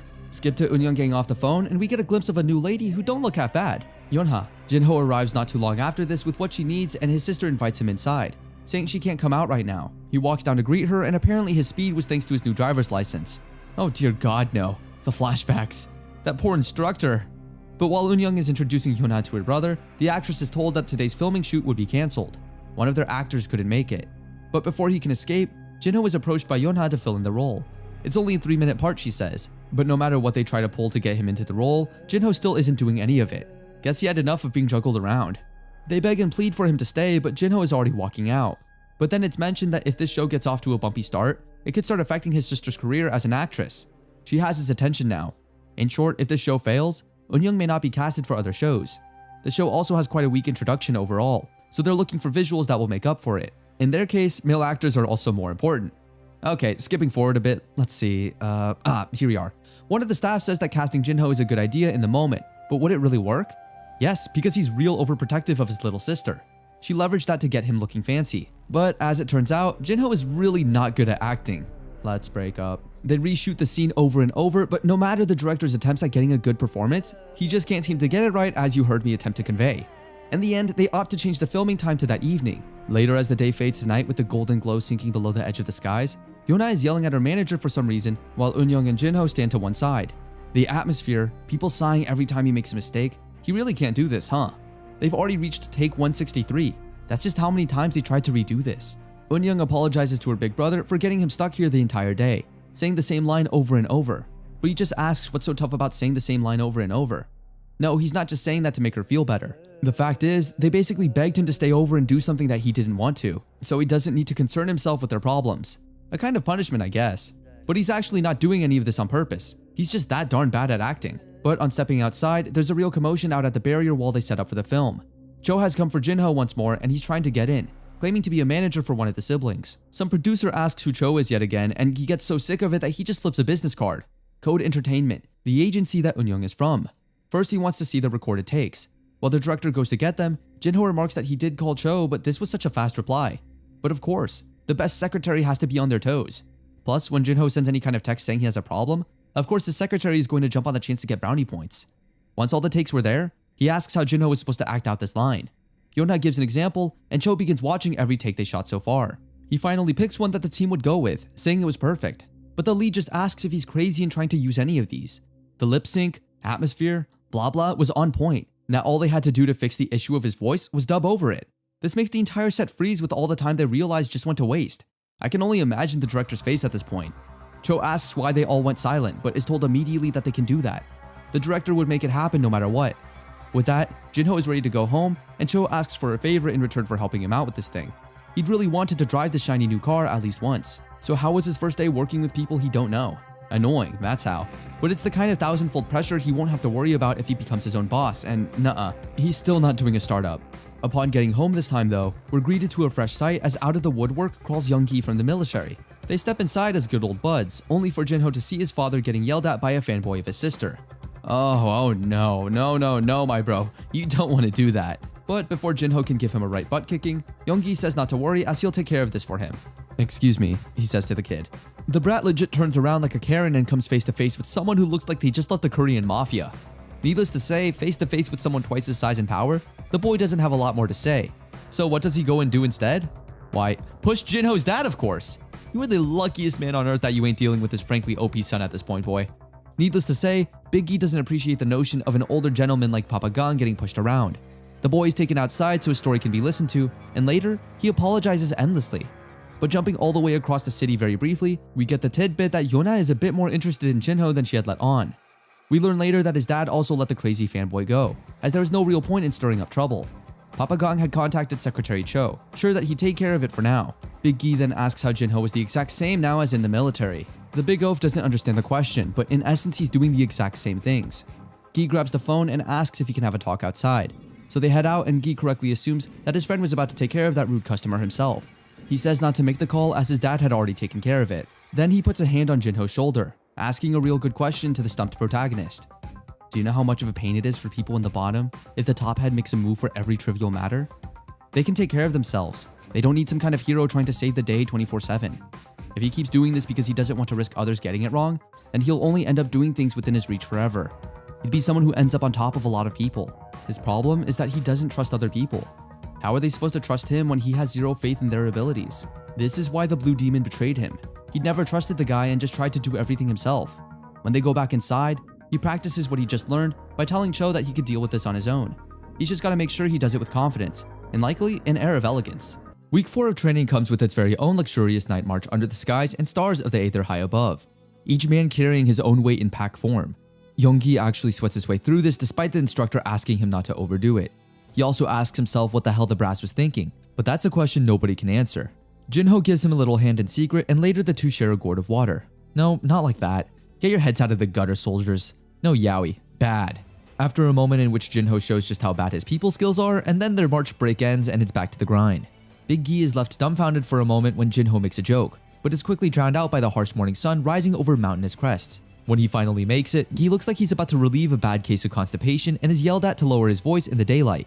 Cloudy skies far above, Jinho listens as the poor bro is missing his brother and grandma. That made him remember the time way back in the old days before he'd even known of Jung Yuen, when he lost his family and had to live alone. He thought he could do as such and survive that way, but let me tell you folks, that's a lot easier to say than it is to do. Humans, we ain't meant to live alone. But this is action tune, not sad tune. Let's find some more, shall we? Later that day, Jinho is in the battalion commander's office asking what a certain Chairman Jung is doing here. And short answer, Jinho, it's 4 PM. Time for your anti-sickness magic. Well, Jung is a little disappointed that Jinho would forget something like this and he might just see him as a bag of cash. Not true. The old man asks why he'd come to the military now. Jinho wants to live a normal life and it's better to get this out the way now. The chairman begins to understand him just that wee bit better and for the moment, he congratulates her boy on finishing basic training. Later that day, it's off to the real ranks with them big old trucks, with both Jinho and Gi going to the same unit. The rest of the boys try getting his number so they could all meet up and hang during the 100-day break, and he gives it with a genuine smile for the first time in front of the other soldiers. The boys are wished all the luck as they leave for the true military experience, and Jinho is told to be thankful they're in the same unit as Big G. That's never getting old. But being in the same battalion doesn't mean you'll be together a lot of the time. Meanwhile, Han Se-eun and Park are having drinks out and he's teased a bit for worrying about her because of Jinho. Then she admits that until recently she'd hated him being so dense, she even cried a lot by herself. But then she took some time to think about it and it made her bring something up in memory. Him staring up at the sky, lost. And then it came back to hit her. Maybe he's just not in a position to think of anything else right now. Maybe they just met at the wrong time. Love will transpire when the time is right. And for now, she can at least move on. Meanwhile, Battery Commander Jinnam is breaking the new boys in, and after the squad leaders arrive and these two are taken away, Jinho is basically harassed with questions on arrival to his new dorm room, though they lose points for picking on the still fresh private first class with glasses that's already there. And it seems like that was right on the money, because in the next miniature panel, we learn that the dude's favorite pastime is picking on those below him, namely Jinho and Taeho. The dude had already lived in a hierarchy system, so he knew how to bend the rules. To him, the guys below were just playthings. Oh, I knew this D-head was bad news. He comes to try and poke some fun at Jinho's knowledge and says Taeho behind him would get punished for each question that Jinho got wrong, as he was the one in charge of tutoring the Red Demon. All questions? Correct. Taking a look at his cabinet, perfectly spotless in every way. The floor? Polished to a reflective shine with nothing but the rag given to him. Strike 3. He's out. Mr. D over here, that is now his name, is huffing, puffing, and getting ready to blow some houses down on the track. He brought Jinho out to teach him a lesson. In what? How big an idiot you are? And challenged him to a 50-lap competition in which they'd already done 20. But even now he's still getting outrun. Mr. D does track and field and 20 laps is about 6 kilometers. After wearing out a literal athlete, the dude's commander asks if he's some kind of marathoner, but no, Jinho is just a college boy. Taeho tells him as a private first class that tomorrow is his first training, so he'd best be sharper than usual from the start. I swear, if he needs to use 1% of his actual strength, y'all are pretty dead already. The first thing he's shown when on the field the next day is his new best friend for a couple years, the 155mm howitzer. Jinho decides to learn while he's on the field, and suddenly it makes sense why martial arts vanished. The 15km normal range, 25m lethal radius, that's 9.3 miles and 82 feet respectively. Saturate an area with this, ain't no kicks or punches saving you. The commander actually gets a glimpse of Jinho when he's frightened of something, which is a rare sight in of itself. For now, he started off by being taught how to use the jack screw. These giants are like 7 tons, so they would have to be careful during operations. Or not, given how Jinho almost breaks the shaft on his own, and then proceeds to pick up 3 artillery shells like they weigh nothing while the other guys struggle with a single each. The guys are so demoralized by the end, they just turn on the TV to begin sweeping away their troubles. Which is fair enough when your super soldier squad mate was called the Terminator at basic training. And on TV, they're about to show a rising star singer who's debuting. Top tier in dancing, singing, having a nice body. Don't look at me like that, James. It's literally what they say. And then Jinho looks at the TV to see who this new singer really is. Gang Eun-young. Secretary Cho gets a phone call not too much later. He asks about Eun-young's career choice. And here we see a case of really overprotective brother who got the weight to back up his words. It seems that Jinho isn't appreciative of the way his sister is portrayed and would like quite the retcon from poor secretary who, smartly, doesn't say that he's the one who advised this for her. In the end, he discussed it with his family when they came to visit him on base. He really gives her a piece of his mind, and Papa Gang agrees that the way she conducts herself as a student is a bit much for her age. Oof, Korea be like. But while she does try to fight him on it, Pops gives us a little nugget that maybe Park isn't doing so well back at home. Oh? Eun-young asks if he's really dating Park then, but gets stonewalled into oblivion with the most emo Easter Island face I have ever seen. He's somehow scarier than their father these days. While he's on break soon, he should pay the kid a visit and see what be going on. But for now, his mother had prepped the biggest meal he'd had since leaving, and they were all gonna enjoy. And on his first day off, Jinho was planning to take the bus back to Seoul Station when who else but the secretary shows up in a fancy black car. Giving both Jinho and Big Gi a ride, they head off back into the city and his first sight of civilization in a long time for the 100 days break. Cho asks if the guy leaving was a friend he had made in the military, and yes, Big Gi was indeed. Such a polite guy for all his rough charms. For now though, Jinho would be taken home by his request from where he immediately goes to the orphanage to see Park. The kids flood Jinho as he enters, having missed him. Though the air around the orphanage seems different to last time he had been there, denser and tenser. Park comes out, and after he's sufficiently teased because of the baby on his back, Jinho learns that the director who would normally be there got taken away to the hospital. There, she was diagnosed with stage 4 stomach cancer. Immediately, the good boy gets her hospital address to go check on her. He goes up the lobby, through the elevators, and knocks on her door. She's awake at least and invites him in on recognition of who it is. He's become quite the man since she'd last seen him. Sister Lee Hye-suk, a nun with a warm heart and the woman who ran the place that raised Park from child to where he is today. She asks about his military service. Jinho claims it's fairly easy. She's surprised since most people claim it's hard. That's what she said. And Jinho claims they're surely exaggerating. No, they're not. You're just tough as Bruce Banner. Jinho uses his protagonist TM vision to peer inside the old woman's stomach and see the cancer. Oh dear. I don't think anyone is walking away from a parasite like, well, the kind editor will probably show you. For the first time, Jinho encounters a sickness that he can't solve at his current level. So that's a fail on the initiative roll. Got it. The old lady makes sure he'll take care of Park should anything happen to her, but of course, it seems God's will is for her to come to the afterlife. I'll hold my tongue there. But even though the children still need her at the orphanage and she would be heartbroken to leave, she accepts that loss has to come someday. Right now, there's no way Jinho could possibly help, as a single wrong move is just going to make everything worse. Finally, his old self reignites his passion to do something about this, and the man gets up to excuse himself, probably going to the training montage. Cho rightfully asks why Jinho wanted all the information on the orphanage so suddenly, and he's told of the sister's illness. The Jaekyung Corporation could only support them so much right now, as many shareholders were starting to levy complaints. For now, Jinho would pay the money. Cho's job would be finding a better hospital to move the sister to, and a caretaker while she was out. After that, Jinho visits to ask the sister if she'd like to change to a new location, one in specific that's closer to the orphanage where the children are able to visit her. She says that's a bit too greedy of her. Greedy? Greedy? Lady, you're on your deathbed. You got every right to be greedy right now. Jinho shares the sentiment, asking, and I quote, "Isn't showing effort for those who are left behind also a valuable effort?" Couldn't have said it better myself. But even through the ancient woman's arguments, even though he wants her to live so badly, Jinho has yet to understand. Why? Why does he want to save her? For Park Yoo-min? For the children? Maybe because you just don't want to see someone suffer the way you did, my man? A note from our writer. I've seen firsthand someone suffer like this, and the worst feeling is knowing you can do nothing. At least he has a chance. End note. The sister then breaks his thoughts by coughing, vomiting up blood. Within mere hours, she's put into the Jaekyung hospital. Jinho pays a visit that night and takes off his coat, looking down at the poor lady resting in bed with the breathing apparatus. He had studied cancer for this, and now it was time to put his methods to work. Placing a hand on her stomach, the best he can do against the poisonous chi is burn around it with fire chi and kill off the active cancer cells. Her body is at its limit, so he's got to do this carefully and slow. And after much trial and zero error later that night, he does it. Now all he had to do was leave the rest to modern medicine and she'd have a big fighting chance. In the morning, the doctor has a surprised Pikachu face while staring at the charts he'd received. A terminal patient just recovered. Magically. Overnight and reverted to stage 3? Power of protagonist, baby! He then says aloud that the patient's condition has improved significantly, and that now there may actually be something they can do beyond keep her on life support. In this state, they may even be able to get away with surgery, which makes Park tear up and hug the old lady out of joy. Park thanks Jinho for coming back, but the sister then wishes to speak with him alone out in the hallway. The sister apologizes for having him use his break like this. Wait, what? He did this on his own, lady, not because you asked for it. But then this takes an interesting turn. She recognizes that not long ago there was nothing they could do, yet today she's suddenly fit for surgery. Is there something he's hiding from her? She knows he was lying and she won't pry if it's something he really doesn't want to talk about. But even though she doesn't know him nor anything about his lives, she does give him a good piece of sage advice. He doesn't have to push himself so hard. There's no need to take on the burden for everything. Very, very true. People can't always do things on their own, and sometimes you need help. During his past lifetimes, he had always told himself to keep moving, and that would be his one lifeline through it all. The fact that he had never stopped inching towards something. But once he lost sight of what that fate was, there was no getting around anymore. He would soon reach the limits of what his personal power could do. That, my friend, is where coexistence comes into play. It's about acknowledging that we need other people. Who says that you have to do everything alone? Quick note, anyone that does, you are wrong. After this, Jinho is basically sent home to be with his family for the remainder of this time here until the next day when he has to return to service.